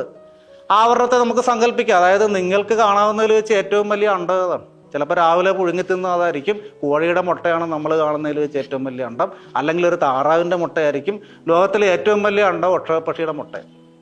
അപ്പോൾ ഈ മുട്ട എടുത്തിട്ട് ചുമ്മാവായിട്ട് ചോക്കാൻ പറ്റും? ഇല്ല. അതിൻ്റെ തോട് പൊളിക്കണം അല്ലേ? കാൽസ്യം കാർബണേറ്റ് കൊണ്ട് ഉണ്ടാക്കിയ ഒരു തോട് അതിനുണ്ട്. അത് അതിൻ്റെ പ്രൊട്ടക്ഷന് വേണ്ടി പ്രകൃതി കൊടുത്തിരിക്കുന്നു. മനുഷ്യൻ്റെ അണ്ഡത്തിനും ഇതേപോലെ തന്നെ പ്രൊട്ടക്ഷന് വേണ്ടിയിട്ട് കാൽസ്യം കാർബണേറ്റ് കൊണ്ട് ഉണ്ടാക്കിയ അല്ലെങ്കിൽ പോലും സാമാന്യം കട്ടിയുള്ള ഒരു ആവരണമുണ്ട്. അപ്പോൾ ഈ അണ്ഡത്തിന് ചുറ്റും ചെന്ന് നിൽക്കുന്ന 1000 ബീജങ്ങളുടെ പ്രധാനപ്പെട്ട ജോലി എന്താണെന്ന് വെച്ചാൽ ഈ കോട്ട ഇടിച്ച് പൊളിക്കുക എന്നുള്ളത്. കോട്ട ഇടിച്ച് പൊളിച്ചു കഴിഞ്ഞാൽ ആരെന്നറിയാൻ പറ്റിയില്ല, ദൈവത്താൽ തിരഞ്ഞെടുക്കപ്പെട്ട ഒരു ബീജം ഓടി അകത്ത് കയറും. എന്നേക്കുമായിട്ട് കോട്ട അടയും. അങ്ങനെ ഒരണ്ടവും ഒരു ബീജവും കൂടി സംയോജിച്ച് ഒരു കുട്ടി ഉണ്ടാവും. ആ കുട്ടിയുടെ തുടക്കത്തെ നമ്മൾ എംബ്രിയോ എന്ന് പറയും. ഇതാണ് നമ്മുടെ ലൈംഗിക വ്യവസ്ഥിതിയുടെ രത്നച്ചുരുക്കം. ഇനി നമുക്ക് പറയാനുള്ളത് നമ്മുടെ ലൈംഗികതയുമായി ബന്ധപ്പെട്ട് വരാവുന്ന കോമൺ ആയിട്ടുള്ള ചില പ്രശ്നങ്ങളാണ്. ഒന്ന് ഒരു മാനസിക രോഗമാണ്, അതായത് പാരനോയ എന്ന് പറയും. അതായത് അടിസ്ഥാനം ഒന്നുമില്ലാതെ ഒരാൾ അയാളുടെ ജീവിത പങ്കാളിയെ സംശയിച്ചു കഴിഞ്ഞാൽ അതിന് നമ്മൾ പറയുന്ന പേരാണ് പാരനോയ. പാരനോയ പലതരം മാനസിക രോഗങ്ങൾക്കുണ്ടാകാം. ലൈംഗികതയുമായിട്ട് ബന്ധപ്പെട്ട് വരുമ്പോൾ അതൊരു ലൈംഗിക മാനസിക രോഗമായിട്ട് മാറും. അപ്പോൾ ഇവിടുത്തെ ഏറ്റവും വലിയ പ്രശ്നം എന്താണെന്ന് ചോദിച്ചാൽ, ഇതൊരു മാനസിക രോഗമായതുകൊണ്ട് രോഗി ഒരിക്കലും അയാൾ രോഗിയാണെന്നുള്ള കാര്യം അറിയുന്നില്ല. ഇപ്പം നമുക്കൊരു പനി വന്നാൽ നമ്മൾ തന്നെ അറിയും നമുക്ക് പനിയാണ്. പക്ഷേ മാനസിക രോഗം, ഭ്രാന്ത് വന്നാൽ നമുക്കറിയാൻ പറ്റത്തില്ല. അപ്പം ഇവിടെ ആരാൾക്കാണ് രോഗമില്ലാത്തത് അവരാണ് ഈ രോഗിയെ ചികിത്സിക്കാനുള്ള ഉത്തരവാദിത്തപ്പെട്ട ആൾക്കാർ. അപ്പോൾ നമ്മുടെ ഭർത്താവ് അല്ലെങ്കിൽ നമ്മുടെ ഭാര്യ അതുവരെ നോർമലായിട്ടിരുന്ന ഒരാൾ മറ്റൊരു അടിസ്ഥാനവുമില്ലാതെ നമ്മുടെ ചാരിത്രത്തെ സംശയിക്കുകയും അതിനെതിരെ അപവാദങ്ങൾ പറയുകയൊക്കെ ചെയ്തു കഴിഞ്ഞാൽ സ്വാഭാവികമായിട്ടും നമ്മൾ ഇങ്ങനെ ഒരു കാര്യത്തെപ്പറ്റി ചിന്തിക്കണം. അയാളെ എന്ത് ചെയ്യണം? നമ്മൾ ചികിത്സിക്കാനുള്ള ബാധ്യത നമുക്കുണ്ട്. അയാൾ ഇട്ടിട്ട് പോവുകയല്ല വേണ്ടത്. അയാൾ എന്നെപ്പറ്റി അപവാദം പറഞ്ഞെന്നും കൊണ്ട് അയാൾ ഉപേക്ഷിക്കുകയല്ല വേണ്ടത്. അങ്ങനെ ചെയ്യാനുള്ള റൈറ്റ് നമുക്കില്ല. കാര്യം നമ്മുടെ ക്രിസ്തീയ വിഭാഗത്തിൻ്റെ ഏറ്റവും പ്രധാനപ്പെട്ട ചടങ്ങ് വിവാഹം കഴിക്കാൻ പോകുന്ന സ്ത്രീയും പുരുഷനും തമ്മിൽ എടുക്കുന്ന പ്രതിജ്ഞയാണ്. താലികെട്ടല്ല, പ്രതിജ്ഞയാണ് പ്രധാനം. ആ പ്രതിജ്ഞയിൽ നമ്മൾ പറയുന്നുണ്ട് ഇയാളുടെ കൂട്ടത്തിൽ ആരോഗ്യത്തിലോ അനാരോഗ്യത്തിലൊക്കെ ഞാൻ കൂട്ടത്തിൽ നിന്നേക്കാന്ന് പറയുന്നത് അല്ലേ. അപ്പോൾ അനാരോഗ്യമാണ് മാനസിക രോഗം, അതിന് നമ്മൾ കൂട്ടത്തിൽ നിന്നാലേ പറ്റുള്ളൂ. കൊണ്ടുപോയി നല്ലൊരു സൈക്യാട്രിസ്റ്റിനെ കാണിച്ച് ചികിത്സിച്ചാൽ ഈ പാരനോയ ജലദോഷം മാറുന്ന പോലെ മാറുന്നത് നമുക്ക് കാണാൻ പറ്റും. അടുത്തത് ഉദ്ധാരണശേഷി കുറവ്. അതായത് ലിംഗത്തിന് യോനിയിൽ പ്രവേശിക്കാൻ വേണ്ടിയുള്ള അത്രയും ആ ഉദ്ധാരണം അല്ലെങ്കിൽ അത്രയും ബലം കിട്ടുന്നില്ല. ഇത് പലപ്പോഴും ഒരു 40% പുരുഷന്മാരിൽ വിവാഹ ജീവിതത്തിൻ്റെ തുടക്കത്തിൽ ഇതുണ്ടാകും. എന്നെ തന്നെ ഈ ക്ലാസ് കഴിഞ്ഞ് പലരും വിളിച്ചു പറഞ്ഞിട്ടുണ്ട്, ലൈംഗിക ബന്ധത്തിൽ ഏർപ്പെടാൻ പറ്റുന്നില്ല, ഭാര്യ അടുത്തേക്ക് വരുമ്പോൾ എനിക്ക് ആവശ്യത്തിനുള്ള ഉദ്ധാരണം കിട്ടുന്നില്ല. അപ്പം ഞാൻ പലപ്പോഴും അവരോട് ചോദിക്കുന്ന ഭാര്യ ഇല്ലാത്തപ്പോഴൊന്നും ഇങ്ങനെ ഉണ്ടെന്ന് ചോദിക്കും. അപ്പോൾ ചിലരൊക്കെ തമാശക്ക് പറയും ഭാര്യ ഇല്ലെങ്കിൽ ഉദ്ധാരണം കൊണ്ട് കിടക്കപ്പുറത്തില്ല, പക്ഷേ ഭാര്യ വന്നാൽ കുഴപ്പം. അപ്പോൾ അതിൻ്റെ അർത്ഥം എന്താണ്? അത് ശാരീരികമായ പ്രശ്നമല്ല, മാനസികമായ പ്രശ്നമാണ്. അതായത് ഈ പെൺകുട്ടിയുമായിട്ട് ഈ പറയുന്ന കാര്യം വിജയകരമായിട്ട് നിർവഹിക്കാൻ പറ്റുമോ എന്നുള്ള ടെൻഷനാണ് ഉദ്ധാരണക്കുറവുണ്ടാക്കുന്നത്. അപ്പോൾ ഇതൊരു 40% പുരുഷന്മാരിൽ വിവാഹ ജീവിതത്തിൻ്റെ തുടക്കത്തിൽ കാണും. അവരത് മൈൻഡ് ചെയ്യേണ്ട കാര്യമില്ല. അവർ ആ കുട്ടിയെ സ്നേഹിക്കുക, അവർ തമ്മിൽ അടുക്കുക, അവരുടെ മാനസികമായ ഐക്യം ഒരു പരിധി വിട്ട് കഴിയുമ്പോൾ അവർ സ്വാഭാവികമായിട്ടും അവരുടെ ലൈംഗിക ജീവിതത്തിലേക്ക് പ്രവേശിക്കും. അതിന് വെയിറ്റ് ചെയ്താൽ മതി. എന്നിരുന്നാലും ഉദ്ധാരണശേഷി കുറവിന് ശാരീരികമായ കാരണങ്ങളുണ്ട്, അതിനെപ്പറ്റി മനസ്സിലാക്കണം. അൺകൺട്രോൾഡ് ഡയബറ്റിസ്, അതായത് നിയന്ത്രണത്തിലല്ലാത്ത പ്രമേഹ രോഗികൾ, കഠിനമായിട്ട് പുകവലിക്കുന്ന ആൾക്കാർ, കടുത്ത മദ്യപന്മാർ, ഹാർട്ടിൻ്റെ അസുഖത്തിനും മറ്റും മരുന്ന് കഴിക്കുന്ന ആൾക്കാർ, ചില സൈക്യാട്രിക് മെഡിസിൻസ്, അതുപോലെ തന്നെ നട്ടലിനും മറ്റും ക്ഷതം സംഭവിച്ച ആൾക്കാർ, ഇവരിലൊക്കെ ഉദ്ധാരണശേഷിക്കുറവ് ഈ അവസ്ഥകൾ കൊണ്ടുണ്ടാകാം. അപ്പം നമ്മൾ വിവാഹം കഴിച്ചിട്ട് ഒരു ആദ്യത്തെ 1-2 മാസം നമുക്ക് നോക്കാം മാനസിക പ്രശ്നമാണെന്നൊക്കെ നോക്കാം. പക്ഷേ ഇങ്ങനെയുള്ള റിസ്ക് ഉള്ള ആൾക്കാരുണ്ടെങ്കിൽ അത് കഴിഞ്ഞിട്ട് അത് വെച്ചുകൊണ്ടിരിക്കരുത്. അവരെന്ത് ചെയ്യണം? അതൊരു യൂറോളജിസ്റ്റിനെ, മൂത്ര സംബന്ധമായ രോഗങ്ങൾ പരിശോധിക്കുന്ന യൂറോളജിസ്റ്റിനെ കാണിച്ച് ആവശ്യമായ പരിശോധനകൾ നടത്തുകയും ചികിത്സിക്കുകയും ചെയ്യണം. ഇനി മൂന്നാമത്തെ കാര്യം ശീഘ്രസ്ഖലനം എന്ന് പറയുന്നൊരു കാര്യം. ഈ ലൈംഗിക ബന്ധത്തിൽ ഏർപ്പെടുമ്പോൾ ഞാൻ പറഞ്ഞു ശുക്ലം പുറത്തേക്ക് വരുന്ന പ്രക്രിയയാണ് സ്ഖലനം എന്ന് പറയുന്നത്. ഈ പുരുഷൻ്റെയും സ്ത്രീയുടെയും ലൈംഗിക അഭിരുചി അല്ലെങ്കിൽ ലൈംഗിക പ്രവർത്തനങ്ങളുടെ അടിസ്ഥാനപരമായ വ്യത്യാസം എന്താണെന്ന് ചോദിച്ചാൽ, പുരുഷന് ഒരു ലൈംഗിക ബന്ധത്തിൽ നിന്നും കിട്ടുന്നത് ഒരു രതിമൂർച്ച. ആ രതിമൂർച്ചയോടൊപ്പം തന്നെ സ്ഖലനവും സംഭവിക്കും. സ്ഖലനം സംഭവിച്ച് രതിമൂർച്ച അനുഭവപ്പെട്ട് കഴിഞ്ഞാൽ പിന്നീട് കുറേ സമയത്തേക്ക് ശരീരം കൊണ്ടും മനസ്സുകൊണ്ടും ലൈംഗികമായ അഭിനിവേശം ഉണ്ടാകില്ല. ഒരു തളർച്ചയും ഉറങ്ങാനുള്ളൊരു മൂഡും ഒക്കെ നമുക്ക് പോകും. അതേസമയം സ്ത്രീകൾ അങ്ങനെയല്ല. ലൈംഗിക ബന്ധത്തിൻ്റെ കാര്യത്തിൽ സ്ത്രീകൾ പുരുഷനേക്കാളും മുൻപിൽ നിൽക്കുന്ന ആൾക്കാരാണ്. അവർക്ക് മൾട്ടിപ്പിൾ ഓർഗാസം, അതായത് ഒരേ ലൈംഗിക ബന്ധത്തിൽ നിന്ന് തന്നെ ഒന്നിൽ കൂടുതൽ രതിമൂർച്ച അനുഭവിക്കാനുള്ള കപ്പാസിറ്റി ഉണ്ട്. അത് ഓരോ സ്ത്രീയുടെയും ശരീരത്തിൻ്റെ പ്രത്യേകത അനുസരിച്ച് കിട്ടുകയും ചെയ്യും. പക്ഷെ ഒരെണ്ണമെങ്കിലും അവരെ അനുഭവിപ്പിക്കുക എന്നുള്ളത് എന്താണ്? ലൈംഗിക ബന്ധം നടത്തുന്ന പുരുഷൻ്റെ കടമയാണ്. അത് വേറെ കാര്യം. പലപ്പോഴും ലൈംഗിക ബന്ധത്തിൽ ഏർപ്പെടുമ്പോൾ പുരുഷനാണ് ആക്റ്റീവായിട്ട് പങ്കെടുക്കുന്നത്. അയാളുടെ കടമയാണ് എന്ത്? അയാൾക്ക് ലൈംഗികമായ സംതൃപ്തി ഉണ്ടാകുന്ന അല്ലെങ്കിൽ രതിമൂർച്ച ഉണ്ടാകുന്നതിനോടൊപ്പമോ അതിനു മുൻപോ ആയിട്ട് തന്നോട് സഹകരിക്കുന്ന സ്ത്രീയുടെ രതിമൂർച്ച ഉറപ്പാക്കാനുള്ള ഉത്തരവാദിത്വം പലപ്പോഴും പുരുഷന്റെ തലയിൽ വന്ന് വീഴും. കാരണം വേറൊന്നുമല്ല, പുരുഷന് സ്വയമായിട്ട് രതിമൂർച്ച അനുഭവിച്ചു കഴിഞ്ഞാൽ പിന്നീട് ലിംഗത്തിന്റെ ഉദ്ധാരണം പഴയ പോലെ നിർത്താൻ പറ്റത്തില്ല. അപ്പൊ ഇവിടെ നമ്മൾ ഈ ശീഘ്രസ്ഖലനം എന്ന് പറഞ്ഞാൽ ഇത്രേ ഉള്ളൂ. അതായത് തന്നോടുകൂടെ പങ്കെടുക്കുന്ന പങ്കാളിയുടെ സംതൃപ്തി ഉറപ്പാക്കുന്നതിന് മുൻപോ അല്ലെങ്കിൽ ലൈംഗിക ബന്ധത്തിന്റെ മനോഹാരിതകളും മറ്റും ആസ്വദിക്കുന്നതിന് മുമ്പോ സ്ഖലനം സംഭവിച്ച് ലൈംഗിക ബന്ധം അവസാനിപ്പിക്കേണ്ടി വന്നാൽ ആ ഒരു ഘട്ടത്തെ നമ്മൾ ശീഘ്രസ്ഖലനം എന്ന് പറയും. അപ്പം ഇപ്പം നമ്മൾ ശാസ്ത്രീയമായിട്ട് പറയുന്നത് തുടക്കക്കാരിൽ എല്ലാവർക്കും ശീഘ്രസ്ഖലനം ഉണ്ടാവും. അതായത് ലൈംഗിക ബന്ധം തുടങ്ങുന്ന ഒരു പുരുഷന് ലിംഗം യോനിയിൽ പ്രവേശിപ്പിച്ചതിന് ശേഷം ചുരുങ്ങിയത് ഒരു മിനിറ്റെങ്കിലും ശുക്ലം പിടിച്ചു നിർത്താൻ പറ്റിയാൽ അയാൾക്ക് ശീഘ്രസ്ഖലനം ഇല്ല. പക്ഷെ അത് ആവശ്യത്തിനുള്ള സമയമല്ല കേട്ടോ. ഈ 1 മിനിറ്റ് പിടിച്ചു നിർത്താൻ തുടക്കത്തിൽ പറ്റുന്ന ഒരാൾക്ക് എന്ത് ചെയ്യാം? ഈ പ്രവൃത്തി ചെയ്യുന്നതിൽ നിന്ന് കിട്ടുന്ന പരിചയവും പരിശീലനവും കൊണ്ട് പതുക്കെ പതുക്കെ ഈ ടൈം കൂട്ടിയെടുക്കാനും നല്ല പ്രാരംഭ ലീലകളോടുകൂടി നടത്തുന്ന നല്ല മാനസിക ഐക്യത്തോടുകൂടി നടത്തുന്ന ഒരു ലൈംഗിക ബന്ധമാണെങ്കിൽ ഒരു 5, 6, 7 മിനിറ്റ് വരെയൊക്കെ, മാക്സിമം അത്ര വേണം, 7 മിനിറ്റ് വരെയൊക്കെ ശുക്ലം പിടിച്ചു നിർത്തി അയാൾക്ക് ലൈംഗിക ബന്ധത്തിൽ ഏർപ്പെടാൻ പറ്റിയാൽ ആ സമയം കൊണ്ട് അയാളോട് സഹകരിക്കുന്ന സ്ത്രീയെയും സംതൃപ്തിയിൽ എത്തിക്കാനായിട്ട് അയാൾക്ക് പറ്റും. അപ്പോൾ മാക്സിമം നമ്മൾ പറയുന്ന 7 തൊട്ട് 10 മിനിറ്റ് വരെയൊക്കെ ഇത് പിടിക്കാനുള്ള ഒരു കപ്പാസിറ്റി കിട്ടിക്കഴിഞ്ഞാൽ നമ്മൾ അതിൽ വിജയിച്ചെന്നുള്ളൂ. അത് സാവധാനം നമ്മൾ നമ്മുടെ ശരീരത്തെയും നമ്മളോട് കൂടി സഹകരിക്കുന്ന നമ്മുടെ ഭാര്യയുടെ ശരീരത്തെയും അറിഞ്ഞുകൊണ്ട് പഠിച്ച് പഠിച്ച് പഠിച്ച് പതുക്കെ നേടിയെടുക്കേണ്ട ഒരു കാര്യമാണ്. അവിടെ ഒരിക്കലും നമ്മൾ വേറുള്ള കാര്യങ്ങളെയൊന്നും ആശ്രയിക്കരുത്. നമ്മൾ കാണുന്ന പ്രോണോഗ്രാഫിക് ഫിലിമുകളിലൊക്കെ ചിലപ്പോൾ മണിക്കൂർ കണക്കിന് യന്ത്രം പോലെ നിന്ന് ലൈംഗിക ബന്ധത്തിൽ ഏർപ്പെടുന്ന സ്ത്രീയെയും പുരുഷനെയൊക്കെ കാണും. അതൊക്കെ അഭിനയമാണ്, അങ്ങനെ ഒരു കാര്യമില്ല. മാക്സിമം ഒരു ആവറേജ് മനുഷ്യന് ശുക്ലം പിടിച്ചു നിർത്താൻ, ലിംഗം യോനിയിൽ പ്രവേശിച്ചതിന് ശേഷം പിടിച്ചു നിർത്താൻ പറ്റുന്നത് 7 തൊട്ട് 10 മിനിറ്റ് വരെയൊക്കെ. അതിലും കൂടുതൽ പറ്റും. നമ്മൾ അത് ജീവിതത്തിലെ പ്രധാനപ്പെട്ട കാര്യമായിട്ട് പരിശീലിച്ച് കഴിഞ്ഞാൽ ചിലപ്പോൾ പറ്റുമായിരിക്കും. അതിൻ്റെ ആവശ്യമില്ല, നമുക്ക് അത്രയൊക്കെ മതി. നമ്മൾ നല്ല തയ്യാറെടുപ്പോടുകൂടി കാര്യങ്ങൾ ചെയ്താൽ ആ സമയത്ത് തന്നെ അത് സാധിക്കുകയും ചെയ്യും. പക്ഷേ വിവാഹം കഴിച്ച് ഒരു 5-6 മാസം കഴിഞ്ഞിട്ടും നമ്മൾ ഈ അവസ്ഥയിലേക്ക് എത്തുന്നില്ല. നമ്മൾ ലൈംഗിക ബന്ധം തുടരുമ്പോൾ തന്നെ സ്ഖലനം സംഭവിക്കുന്നു, നമുക്ക് അതിൻ്റെ സംതൃപ്തി അനുഭവിക്കാൻ പറ്റുന്നില്ല, ഭാര്യയെ ആസ്വദിപ്പിക്കാൻ പറ്റുന്നില്ല. ഇങ്ങനെയൊക്കെ വന്നു കഴിഞ്ഞാൽ അത് രോഗം, അത് നമ്മുടെ ശരീരത്തിൻ്റെയോ മനസ്സിൻ്റെയോ കുഴപ്പമായിരിക്കും. അത് നമ്മൾ അനലൈസ് ചെയ്യേണ്ടി വരും. അവിടെയും നമ്മൾ ചെയ്യേണ്ട കാര്യം ആദ്യം ഒരു യൂറോളജിസ്റ്റിനെ കാണണം. അദ്ദേഹത്തിൻ്റെ ടെസ്റ്റുകൾ കൊണ്ട് ഇത് മനസ്സിൻ്റെ കുഴപ്പമാണോ ശരീരത്തിൻ്റെ കുഴപ്പമാണോ എന്ന് അറിയാൻ പറ്റും. അതനുസരിച്ച് ആ ട്രീറ്റ്മെൻറ്റ് പല രീതിയിലേക്ക് പോകും. ചിലപ്പോൾ സൈക്യാട്രിസ്റ്റിനെ കണ്ടുവരും, ചിലപ്പോൾ സെക്സ് തെറാപ്പിസ്റ്റിനെ കണ്ടുവരും, ചിലപ്പോൾ യൂറോളജിസ്റ്റ് തന്നെ ചികിത്സിക്കും. അങ്ങനെ പല രീതിയിൽ ആ പ്രശ്നം നമുക്ക് ചികിത്സിച്ച് ഭേദപ്പെടുത്താൻ പറ്റും. എല്ലാത്തിനും പരിഹാരം ഉണ്ടെന്നുള്ള കാര്യം നമ്മൾ മനസ്സിലാക്കി വെക്കും. ഇനിയുള്ളത് ലൈംഗിക ബന്ധത്തിലൂടെ പകരുന്ന രോഗങ്ങളാണ്. എല്ലാ രോഗങ്ങളെയും പറ്റിയും പറയുന്നില്ല. പക്ഷെ നിങ്ങൾ മനസ്സിലാക്കേണ്ട ഒരു കാര്യം, ലൈംഗിക ബന്ധം എന്ന് പറയുന്നത് 2 വ്യക്തികൾ വളരെ വളരെ അടുത്തിടപഴകുന്നൊരു കാര്യം. അപ്പോൾ 2 വ്യക്തികൾ പരമാവധി അടുത്തിടപഴകുമ്പോൾ അവർക്കിടയിൽ രോഗാണുക്കൾ അങ്ങോട്ടും ഇങ്ങോട്ടും പകരാനുള്ള സാധ്യതയുണ്ട്. ജലദോഷം തൊട്ട് മാരക രോഗമായ HIV അല്ലെങ്കിൽ എയ്ഡ്സ് വരെ ഈ പറയുന്ന കാര്യത്തിലൂടെ പകരാം. അപ്പോൾ അവിടെ കുറേയധികം ലൈംഗിക രോഗങ്ങളുണ്ട്, പലതും കാലഹരണപ്പെട്ടതായതുകൊണ്ട് ഞാൻ പറയുന്നില്ല. എന്നാലും അതിൽ 1-2 കാര്യങ്ങൾ പറയാം. ഒന്ന്, സിഫിലിസ് എന്ന് പറയുന്ന ഒരു രോഗം. ഇന്നത്തെ കാലത്ത് ആൻറ്റിബയോട്ടിക് ഒക്കെ കണ്ടുപിടിച്ചുകൊണ്ട് അത് കുറവാണ്. പക്ഷെ അത് വരുന്നത് ലൈംഗിക ബന്ധത്തിൽ ഏർപ്പെട്ട ഒരു 1-2 ആഴ്ച കഴിയുമ്പോൾ ലിംഗത്തിൻ്റെ അഗ്രഭാഗത്തുണ്ടാകുന്ന വേദനയില്ലാത്ത വ്രണമായിട്ട് വരും. അപ്പം വേദനയില്ലാത്ത വ്രണമാണെങ്കിൽ നമ്മൾ വേദനയുള്ള ഗുരുവെന്നുള്ള കാര്യം ഞാൻ ആദ്യം പറഞ്ഞു. 3 ആഴ്ച വെച്ചോണ്ടിരുന്ന് ഇത് അറ്റുപോകാറായപ്പോഴാണ് ആശുപത്രി വന്നത് അല്ലേ. അപ്പോൾ വേദനയില്ലാത്തതാണെങ്കിൽ ഉറപ്പായിട്ടും നമ്മൾ അവഗണിക്കും എന്നുള്ള കാര്യത്തിൽ സംശയമൊന്നും വേണ്ട. അങ്ങനെ അവഗണിക്കാൻ പാടില്ല. വേദനയില്ലാത്ത വ്രണമാണെങ്കിലും എന്താണെങ്കിലും എന്ത് ചെയ്യണം? അത് ഡോക്ടറെ കാണിക്കണം. കാര്യം ഈ സിഫിലിസിൻ്റെ പ്രശ്നം എന്ന് പറഞ്ഞാൽ വേദനയില്ലാത്ത വ്രണം വന്ന് നമ്മളെ മൈൻഡിലെങ്കിലും 2-3 ആഴ്ച കൊണ്ട് പുറത്തു. നമ്മൾ രോഗം മാറിയെന്ന് വിചാരിക്കരുത്. ഒരു 6 മാസം കഴിയുമ്പോൾ രോഗത്തിൻ്റെ 2ാം ഘട്ടം വരും. അത് ശരീരത്ത് പാടുകളും ചൊറിച്ചിലും അതുപോലുള്ള റാഷസ് ആയിട്ട് വരും. അവിടെയും നമ്മൾ ചികിത്സിച്ചില്ല, കുഴപ്പമൊന്നുമില്ല, പതുക്കെ മാറും. അടുത്ത ഘട്ടം വരുന്നത് ഒരു 5-8 കൊല്ലം കഴിയുമ്പോഴായിരിക്കും അത് നമ്മുടെ തലച്ചോറിനെയും ഹൃദയത്തെയും മറ്റുമൊക്കെ ബാധിച്ച് നമ്മളെ മരണത്തിലേക്ക് നയിക്കും. 3ാം ഘട്ടത്തിൽ എത്തിക്കഴിഞ്ഞാൽ സിഫിലിസിന് ശരിക്കും പറഞ്ഞാൽ ചികിത്സയിട്ട്.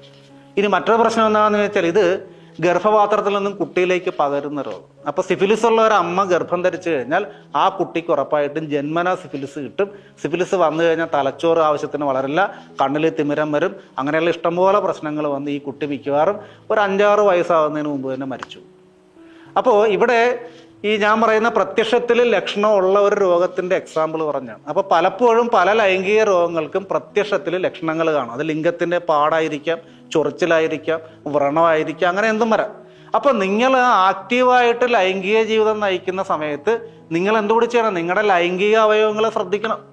അവിടെ അസ്വാഭാവികമായി എന്തെങ്കിലും കണ്ടാൽ, രോഗത്തിൻ്റെ പേരും അണുക്കളും ഒന്നും നിങ്ങൾ പഠിക്കണ്ട, അവിടെ അസ്വാഭാവികമായി എന്തെങ്കിലും കണ്ടാൽ, ഒരു പാട് കണ്ടാൽ, ഒരു വ്രണം കണ്ടാൽ, ഒരു ചൊറിച്ചിൽ കണ്ടാൽ, എന്തെങ്കിലും അങ്ങനെയൊക്കെ നിങ്ങളുടെ ശ്രദ്ധയിൽപ്പെട്ട നിങ്ങൾ എന്ത് ചെയ്യണം? അതൊരു ഡോക്ടറെ കാണിക്കുക. നിങ്ങൾക്ക് എല്ലാ ലൈംഗിക രോഗങ്ങളും ആദ്യം കാണിക്കേണ്ട ആരാണെന്ന് വെച്ചാൽ ഒരു സ്കിൻ സ്പെഷ്യലിസ്റ്റിനെ കാണിക്കണം. അതാണ് അതിൻ്റെ രീതി.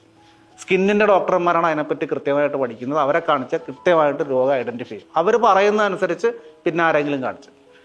അപ്പോൾ ഇങ്ങനെ കൊണ്ട് കാണിച്ചു കഴിഞ്ഞാൽ സമയത്ത് ചികിത്സിച്ചു കഴിഞ്ഞാൽ ഈ പറയുന്ന ഈ സിഫിലിസിൻ്റെ കാര്യം തന്നെ പറഞ്ഞാൽ ഇപ്പോഴത്തെ ഒരു കണ്ടീഷനാണെങ്കിൽ വെറും 50 രൂപയുടെ മരുന്ന് കഴിച്ചാൽ മാറുന്ന അസുഖം. പക്ഷേ ഞാൻ നേരത്തെ പറഞ്ഞ ഉണ്ണിപ്പൂവും കൊണ്ടിരിക്കുന്നുണ്ടെങ്കിൽ 50 രൂപക്ക് വരെ ചിലപ്പോൾ കൊടുക്കേണ്ടി വരുന്നത് നമ്മുടെ ജീവൻ തന്നെയായിരിക്കും.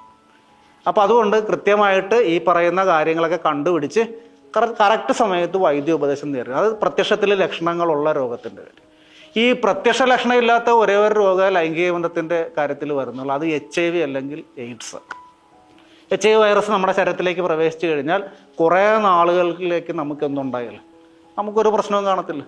ഇപ്പം ഇന്ന് നിങ്ങൾ ഈ ക്ലാസ് കാണുന്ന ഡേറ്റ് നിങ്ങൾ ഓർക്കും. ഈ ഡേറ്റിന് ഒരു സുരക്ഷിതമല്ലാത്ത ലൈംഗിക ബന്ധത്തിലൂടെ നമ്മളുടെ ശരീരത്തിലേക്ക് ഒരു HIV വൈറസ് പ്രവേശിച്ചു കഴിഞ്ഞാൽ നമ്മൾ എയ്ഡ്സ് രോഗിയായിട്ട് മാറണം. എയ്ഡ്സ് രോഗത്തിൻ്റെ ഈ എയ്ഡ്സ് എന്നുള്ള ആ ഒരു പദം ഉപയോഗിക്കുന്നതിന് മുൻപ് എയ്ഡ്സ് രോഗത്തെ പറഞ്ഞിരുന്നത് തന്നെ സ്ലിം ഡിസീസ് എന്നാണ് പറഞ്ഞിരുന്നത്. എന്ന് പറഞ്ഞാൽ HIV എയ്ഡ്സ് രോഗത്തിൻ്റെ ഏറ്റവും പ്രധാനപ്പെട്ട ലക്ഷണം ശരീരത്തിൻ്റെ വെയിറ്റ് കുറഞ്ഞ് നേർത്ത് വര പോലെ ആകുക എന്നുള്ളതായിരുന്നു. അതുകൊണ്ടാണ് അതിനെ സ്ലിം ഡിസീസ് എന്ന് പറയുന്നത്. അപ്പോൾ ഒരാൾ എയ്ഡ്സ് രോഗിയായെന്ന് പറഞ്ഞാൽ ഒന്ന് അയാളുടെ ശരീരം നേർക്കും, അയാളുടെ പ്രതിരോധ ശക്തി കുറഞ്ഞിട്ട് സാധാരണ മനുഷ്യർക്ക് വരാത്ത പല അസുഖങ്ങളും അയാൾക്ക് വരും. അപൂർവങ്ങളായ ക്യാൻസർ വരും. സാധാരണ TB അണുക്കളല്ലാത്ത പശുവിനും കാളയ്ക്കൊക്കെ ബാധിക്കുന്ന തരം TB അണുക്കളുള്ള TB വരും. അങ്ങനെ പലവിധ രോഗങ്ങൾ കൊണ്ട് ഇയാൾ അവസാനം മരിക്കുകയാണ് ചെയ്യും. അപ്പോൾ ഈ ഒരു അവസ്ഥയിലേക്ക് ഒരാൾ എത്തണമെങ്കിൽ ഈ പറഞ്ഞ ഡേറ്റ്, ഇന്നത്തെ ഡേറ്റിൽ എൻ്റെ ശരീരത്തിൽ അല്ലെങ്കിൽ നിങ്ങളുടെ ആരുടെയെങ്കിലും ശരീരത്തിൽ ഒരു HIV വൈറസ് പ്രവേശിച്ചാൽ മിനിമം 5 മുതൽ 7 കൊല്ലമെങ്കിലും കഴിയണം. ഈ 5 മുതൽ 7 കൊല്ലക്കാലം നമ്മൾ പുറമേ നല്ല ആരോഗ്യവാന്മാരായിരിക്കും. പക്ഷെ നമ്മുടെ ശരീരത്തിൽ പ്രവേശിച്ച ആ എയ്ഡ്സിൻ്റെ വൈറസുകൾ അവിടെ കിടന്ന് പെരുകി മറ്റൊരാളിലേക്ക് വ്യാപിക്കാൻ എന്ന് തുടങ്ങുമെന്ന് വെച്ചാൽ അതിന് 3 ആഴ്ചത്തെ സമയം മതി. 3 ആഴ്ച കഴിയുമ്പോൾ അത് ശരീരത്തിൽ പെരുകിയിട്ട് നമ്മളിൽ നിന്നും വേറൊരാളിലേക്ക് രോഗം പകർത്താനായിട്ടുള്ള കപ്പാസിറ്റി നമുക്ക് കിട്ടും. ശരിക്കും പറഞ്ഞാൽ എയ്ഡ്സിൻ്റെ ഭീകരത ഇതാണ്. അതായത് രോഗാണു ശരീരത്തിൽ പ്രവേശിച്ച് രോഗിയായി മാറാനായിട്ട് 7 കൊല്ലമെങ്കിലും വേണം. പക്ഷേ രോഗം പകർത്താൻ 3 ആഴ്ച മതി. അപ്പോൾ ഈ എന്ത് പറ്റും, ഒരു വിവാഹപ്രായമെത്തിയ ഒരാളാണെങ്കിൽ അയാൾ ചിലപ്പോൾ ഈ പറഞ്ഞ സുരക്ഷിതമല്ലാത്ത ലൈംഗിക ബന്ധത്തിൽ ഏർപ്പെട്ട കാര്യം മറന്നുപോകുക, ലക്ഷണമൊന്നുമില്ലല്ലോ. അയാൾ ഇത് കഴിയുമ്പോൾ ചിലപ്പോൾ വിവാഹം കഴിക്കും, അയാളിൽ നിന്ന് ചിലപ്പോൾ അയാളുടെ ഭാര്യയ്ക്ക് കിട്ടും, മക്കൾക്ക് കിട്ടും. അങ്ങനെ എയ്ഡ്സ് ഭയങ്കരമായിട്ട് പകരാൻ സാധ്യതയുള്ളൊരു രോഗം. അപ്പോൾ അവിടെ നമുക്ക് ചെയ്യാവുന്ന 2 കാര്യങ്ങളേ ഉള്ളൂ. ഒന്ന്, ലൈംഗിക ജീവിതത്തിൽ പരമാവധി സുരക്ഷിതത്വം പാലിക്കുക. ലൈംഗിക ജീവിതം ഭാര്യാഭർത്തൃ ബന്ധത്തിന് പുറത്തേക്ക് വ്യാപിപ്പിക്കാതിരിക്കുക. രണ്ടാമത്തെ കാര്യം, വഴിവിട്ട ലൈംഗിക ജീവിതം നയിച്ച ആൾക്കാർ വിവാഹത്തിലേക്ക് പ്രവേശിക്കുന്നതിന് മുമ്പ് ഉറപ്പായിട്ട് എന്ത് ചെയ്യണം? HIV ടെസ്റ്റ് ചെയ്യണം. അവർ ഏത് ഗവൺമെൻറ് ആശുപത്രി ചെന്നാലും അവരുടെ പേര് പോലും ചോദിക്കാതെ HIV ടെസ്റ്റ് നടത്തി കൊടുക്കും. HIV പോസിറ്റീവ് ആണെന്നുള്ളൊരു ഫലം കിട്ടിക്കഴിഞ്ഞാൽ നമുക്ക് ചെയ്യാവുന്ന ഏറ്റവും വലിയ നല്ല കാര്യം എന്ന് പറഞ്ഞു കഴിഞ്ഞാൽ എൻ്റെ ശരീരത്തിൽ കുടികൊള്ളുന്ന കോടിക്കണക്കിനായിട്ടുള്ള HIV വൈറസുകളുടെ ശവപ്പറമ്പായിട്ട് ഞാൻ തന്നെ മാറും. ഇപ്പോൾ വഴിവിട്ട ലൈംഗിക ജീവിതം നയിച്ചിട്ടുള്ള ആൾക്കാർ വിവാഹത്തിന് മുമ്പ് അത്യാവശ്യമായിട്ട് ചെയ്യേണ്ട കാര്യം HIV പോസിറ്റീവ് ആണോ എന്നുള്ളത് അറിയണം. കാരണം അവർ ഈ ലോകത്തിന് ലക്ഷണങ്ങളൊന്നുമില്ലല്ലോ. അപ്പോൾ അവർ ചെയ്യേണ്ട കാര്യം HIV ടെസ്റ്റ് ചെയ്ത് നോക്കണം. നമ്മുടെ സർക്കാർ ആശുപത്രിയിൽ എവിടെ ചെന്നാലും പേര് പോലും ചോദിക്കാതെ അത് ചെയ്യാനുള്ള സൗകര്യമുണ്ട്. അങ്ങനെ ചെയ്തിട്ട് നമുക്ക് കിട്ടുന്നത് പോസിറ്റീവ് എന്നുള്ള റിസൾട്ട് ആണെങ്കിൽ നമുക്ക് ചെയ്യാവുന്ന ഏറ്റവും വലിയ കാര്യം ഒരു ദൃഢമായ തീരുമാനം എടുക്കുക എന്നുള്ളതാണ്. അത് വേറൊന്നുമല്ല, എൻ്റെ ശരീരത്തിൽ കുടികൊള്ളുന്ന കോടിക്കണക്കിനായിട്ടുള്ള HIV വൈറസുകളുടെ ശവപ്പറമ്പായിട്ട് ഞാൻ തന്നെ മാറും, ഞാനായിട്ട് അറിഞ്ഞുകൊണ്ട് ഇതാർക്കും കൊടുക്കില്ല എന്ന് തീരുമാനിക്കുക. വിവാഹ ജീവിതത്തിൽ നിന്ന് മാറി നിൽക്കാനുള്ള സന്മനസ് കാണിക്കുക, അതാണ് ചെയ്യേണ്ടത്. ഇനി പറയാനുള്ള കാര്യം, നമുക്ക് ഈ രോഗങ്ങൾക്ക് എല്ലാത്തിനും പ്രതിവിധി വൈദ്യശാസ്ത്രം പറയുന്നുണ്ട്. ഇപ്പോൾ മരുന്ന് കൊണ്ട് ചികിത്സിക്കാവുന്ന രോഗങ്ങളുണ്ട്. HIV വരാതിരിക്കാനുള്ള പ്രതിവിധികൾ നമ്മൾ പറയുന്നുണ്ട്. കോണ്ടം ഉപയോഗിക്കണം, അങ്ങനെ ചെയ്യണം, ഇങ്ങനെ ചെയ്യണം എന്നൊക്കെ പറയുന്നുണ്ട്. പക്ഷേ എല്ലാത്തിനുമുള്ള ആത്യന്തികമായ പരിഹാരം എന്ന് പറയുന്ന ഒറ്റ മാർഗമാണ്. അത് മറ്റൊന്നുമല്ല, ലൈംഗിക ജീവിതത്തിൽ നമ്മൾ പുലർത്തേണ്ട ധാർമ്മികത എന്ന് പറയുന്ന ഒരു സംഭവവും വിശ്വസ്തത എന്ന് പറയുന്ന മറ്റൊരു കാര്യമുണ്ട്. ഈ 2 കാര്യങ്ങളും നമ്മൾ പുലർത്തിക്കഴിഞ്ഞാൽ ഒരു ലൈംഗിക രോഗവും നമ്മളെ ബാധിക്കില്ല. അപ്പോൾ നമ്മൾ ലൈംഗിക ജീവിതത്തിൽ ചെയ്യേണ്ട കാര്യം, ജീവിതത്തിൽ ഒരു ലൈംഗിക പങ്കാളി എന്നുള്ള കാര്യം ഒരു വ്രതമായിട്ട് അനുഷ്ഠിക്കുക. ഭാര്യാഭർത്തൃ ബന്ധത്തിന് പുറത്തേക്ക് ലൈംഗിക ബന്ധത്തെ വ്യാപിപ്പിക്കാതിരിക്കുക. ലൈംഗിക ജീവിതത്തിൽ മാക്സിമം വിശ്വസ്തരായിരിക്കുക. കാരണം നമുക്ക് പലപ്പോഴും പുറത്തുനിന്നുള്ള ആഹാരം കഴിക്കുന്ന പോലെ ഇതിനൊക്കെ ആഗ്രഹം തോന്നും. അതുകൊണ്ടാണ് ഞാൻ പറഞ്ഞ വ്രതം പോലെ ആയിരിക്കണമെന്ന് പറഞ്ഞത്. വ്രതം എന്ന് പറഞ്ഞു കഴിഞ്ഞാൽ ചില കാര്യങ്ങളെ നമ്മൾ അറിഞ്ഞുകൊണ്ട് മനഃപൂർവ്വം ഉപേക്ഷിക്കുന്നതാണ്. ആ ഉപേക്ഷ നമ്മൾ ലൈംഗിക ജീവിതത്തിലും കാണിച്ചിട്ട് ഭാര്യയോട് അല്ലെങ്കിൽ ഭർത്താവിനോട് മാത്രം ചേർന്ന് നിന്ന് ജീവിച്ചു കഴിഞ്ഞാൽ ഈ പറയുന്ന ലൈംഗിക രോഗങ്ങൾ ഒന്നും തന്നെ നമ്മളെ സ്വാഭാവികമായ അർത്ഥത്തിൽ ബാധിക്കില്ല. പിന്നെ ചില അപകടങ്ങളൊക്കെ ഉണ്ട്. ചിലപ്പോൾ നമ്മൾ ബ്ലഡ് സ്വീകരിച്ചു, അതിനകത്ത് അണുക്കളുണ്ടെങ്കിൽ ചിലപ്പോൾ നമുക്ക് ചെയ്യാൻ പറ്റില്ല. എല്ലാ സ്ക്രീനിങ്ങും കഴിഞ്ഞാലും ചിലപ്പോൾ കിട്ടാൻ സാധ്യതയുണ്ട്. അതൊക്കെ ദൈവത്തിൻ്റെ കയ്യിലാണ്. ബാക്കിയുള്ള നമ്മളായിട്ട് ചെയ്യാവുന്ന കാര്യങ്ങൾ ചെയ്താൽ തന്നെ ഈ ലൈംഗിക രോഗങ്ങളുടെ അപകട സാധ്യതയിൽ നിന്ന് നമുക്ക് നല്ലൊരു പങ്ക് ഒഴിഞ്ഞു നിൽക്കാൻ പറ്റും എന്ന് തന്നെയാണ് എൻ്റെ വിശ്വാസം. ഇത്രയും പറഞ്ഞുകൊണ്ട് നമ്മൾ ഈ വലിയ ക്ലാസ് ഇവിടെ അവസാനിപ്പിക്കുകയാണ്. ദാമ്പത്യ ജീവിതവും ശരീരശാസ്ത്രവും ലൈംഗികതയും. അപ്പോൾ എനിക്ക് നിങ്ങളോട് ഇനി പറയാനുള്ള കാര്യം, നിങ്ങൾക്കൊരു ആശംസ തരിക എന്നുള്ള എൻ്റെ ഒരു കടമയാണല്ലോ. നിങ്ങളെല്ലാവരും വിവാഹ ജീവിതത്തിലേക്ക് കടക്കുകയാണ്. ആ വിവാഹ ജീവിതത്തിലേക്ക് കടക്കുമ്പോൾ എനിക്ക് ആത്യന്തികമായിട്ട് പറയാനുള്ള ഒരു കാര്യം മാത്രമേ ഉള്ളൂ. വളരെ കുറച്ച് പ്രതീക്ഷയോടുകൂടി നിങ്ങൾ ആ ജീവിതത്തിലേക്ക് കടക്കുക. കാരണം 100% വിജയം വരിച്ച ഒരു വിവാഹ ജീവിതം ഈ ലോകത്തില്ല. അപ്പം നമ്മൾ കുറഞ്ഞ പ്രതീക്ഷയോടുകൂടി അവിടെ കടന്നു കഴിഞ്ഞാൽ നമുക്ക് എന്ത് ചെയ്യാം, കൂടുതൽ കിട്ടുമ്പോൾ ആഹ്ലാദിക്കാൻ പറ്റും. അങ്ങനെയാണ് നമ്മൾ ചെയ്യേണ്ടത്. കുറച്ച് പ്രതീക്ഷിക്കുക, കൂടുതൽ കിട്ടുമ്പോൾ ആഹ്ലാദിക്കുക, ദൈവത്തിന് നന്ദി പറയുക. പിന്നെ ഒരു കാര്യം കൂടി ഓർക്കുക, ഇഷ്ടം പോലെ പ്രശ്നങ്ങൾ ജീവിതത്തിൽ വരും. ആ പ്രശ്നങ്ങളെ നേരിട്ട് അതിജീവിക്കുക എന്നുള്ളതാണ് ഒരു മനുഷ്യൻ്റെ ആത്യന്തികമായ ധർമ്മം. ആ പ്രശ്നത്തെ അതിജീവിക്കാനുള്ള മാർഗം നമ്മൾ ചുറ്റും അന്വേഷിച്ചു കഴിഞ്ഞാൽ എവിടെ നിന്നെങ്കിലും കിട്ടും. കുമാരനാശാൻ അദ്ദേഹത്തിൻ്റെ ചിന്താവിഷ്ടയായ സീതയിൽ ഒരു കാര്യം പറഞ്ഞിട്ടുണ്ട്. സ്ഫുടതാരകൾ കൂരിരുട്ടിലുണ്ട്, ഇടയിൽ ദ്വീപുകളുണ്ട് സിന്ധുവിൽ, ഇടചേർപ്പതിന് ഏകഹേതുവെന്നണയാം ഏത് മഹാവിപത്തിലും എന്നാണ്. അതായത് എത്ര കൂരിട്ടാണെങ്കിലും നമ്മൾ ആകാശത്തിലേക്ക് സൂക്ഷിച്ചു നോക്കിയാൽ അതിൻ്റെ ഏതെങ്കിലും ഒരു കോണിൽ ഒരു ചെറിയ നക്ഷത്രം മിന്നുന്ന കാണാൻ പറ്റും. എത്ര വിശാലമായ കരകാണാക്കടലാണെങ്കിൽ പോലും നമ്മൾ പ്രതീക്ഷയോടുകൂടി നീന്തിക്കഴിഞ്ഞാൽ എവിടെയെങ്കിലും ഒരു ദ്വീപ് കാണാൻ പറ്റും. എന്ന് പറഞ്ഞ പോലെ എത്ര വിനാശകരമായ അനുഭവത്തിൽ നമ്മൾ പെട്ടാലും നമ്മൾ ആത്മവിശ്വാസം കൈവിടാതെ ഈശ്വരോന്മുഖമായിട്ട് സഞ്ചരിച്ചു കഴിഞ്ഞാൽ ആ ഏതെങ്കിലും ഒരു ആശ്വാസത്തിൻ്റെ തുരുത്തിൽ അല്ലെങ്കിൽ ഏതെങ്കിലും ഒരു പ്രത്യാശയുടെ വെട്ടത്തിൽ നമ്മൾ എത്തുമെന്നുള്ള കാര്യം ഉറപ്പാണ്. അതുകൊണ്ട് പ്രതീക്ഷയോടുകൂടി മുന്നോട്ട് പോവുക. എല്ലാ അനുഗ്രഹങ്ങളും നിങ്ങളുടെ ജീവിതത്തിലുണ്ടാകും. എല്ലാ ആശംസകളും നേർന്നുകൊണ്ട് നിർത്തുന്നു. നന്ദി. So then they are no longer two, but one flesh. Therefore what God has joined together, let not man separate.